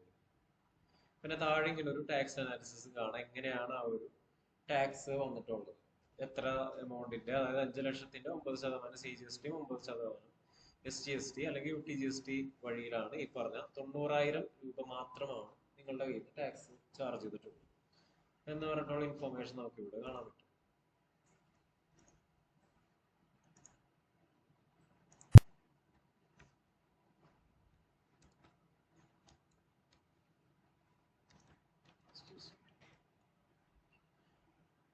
ഓക്കെ, ഇനിയിപ്പോ ഇതും സേവ് ചെയ്യാം. E-way ബില്ല് തൽക്കാലം ഒന്ന് നോ ആക്കിയാണ് ഉള്ളത് വെച്ചിട്ടൊന്ന് സേവ് ചെയ്യാം. യൂറഫ് കൊടുത്തു, സേവ് ചെയ്തു. ഓക്കെ, E-way ബില്ല് ചോദിക്കുകയാണെങ്കിൽ ഒന്ന് നോ കൊടുത്താൽ മതി. തൽക്കാലം നമുക്ക് E-way ബില്ല് ചെയ്യുന്നില്ല. അപ്പോ നേരത്തെ GSTR2 എടുത്ത് നോക്കി. ഇനിയിപ്പോ നമ്മൾ എടുത്ത് നോക്കാൻ പോകുന്നത് ഡിസ്പ്ലേയിൽ പോവാം. GST റിപ്പോർട്ട്സിൽ പോയിട്ടുണ്ടെങ്കിൽ GSTR2 ആണ് നേരത്തെ നോക്കിയത്. ഇനിയിപ്പോ GSTR1 നോക്കാം. 1 നമ്മളിപ്പോ നിൽക്കുന്നത് മെയ് മാസത്തിലാണ്. അപ്പോൾ 1 മെയ് ടു 31 മെയ് എന്നുള്ള പീരീഡ് ടൈപ്പ് ചെയ്ത് കൊടുത്തു കഴിഞ്ഞാൽ വേറെ പ്രശ്നങ്ങളൊന്നും ഇല്ലാന്നുണ്ടെങ്കിൽ ഇവിടെ ഇങ്ങനെ ഒരു സെക്ഷനിൽ എമൗണ്ട് കാണിക്കും. ഇനി ഈ സെക്ഷന്റെ ഓരോ സെക്ഷനും ഓരോ ടൈറ്റിൽ ഉണ്ട്. ഈ സെക്ഷൻ വന്നിട്ടുള്ളത് B2B ഇൻവോയ്സസ് എന്നുള്ള സെക്ഷനിലായിരിക്കും. B2B എന്ന് പറയുന്നത് ബിസിനസ് ടു ബിസിനസ് അല്ലെങ്കിൽ GST രജിസ്റ്റേർഡ് ആയിട്ടുള്ള ഒരു കമ്പനി മറ്റൊരു GST രജിസ്റ്റേർഡ് ആയിട്ടുള്ള കമ്പനിക്ക് സാധനങ്ങൾ വിൽക്കുമ്പോൾ ആണ് ഈ B2B എന്നുള്ള സെക്ഷനിലേക്ക് വരുന്നത്. ഇനി ഇതിന്റെ താഴെ പോകുമ്പോൾ ഇങ്ങനെ വേറെ കുറെ സെക്ഷനുകൾ ഉണ്ട്. അതെല്ലാം നമുക്ക് ഇങ്ങനെ ഓരോ സിറ്റുവേഷൻ ആയിട്ട് ചെയ്ത് ഇങ്ങനെ ഫില്ല് ചെയ്ത് വരാം. ഓക്കെ, അപ്പൊ തൽക്കാലം ഈ ഒരു GSTR 1 GSTR 2 നമ്മൾ ചെക്ക് ചെയ്ത് നോക്കുന്നത്. അപ്പൊ നിങ്ങൾ ചെയ്തിട്ട് അത് രണ്ടും ചെക്ക് ചെയ്ത് നോക്കുന്നത്. അപ്പൊ ഇന്ന് ഈ ഒരു ഫയല് ഞാൻ ഈ എക്സസൈസ് നിങ്ങൾക്ക് ഷെയർ ചെയ്ത് തരാം. അപ്പൊ ഇതില് പേജ് നമ്പർ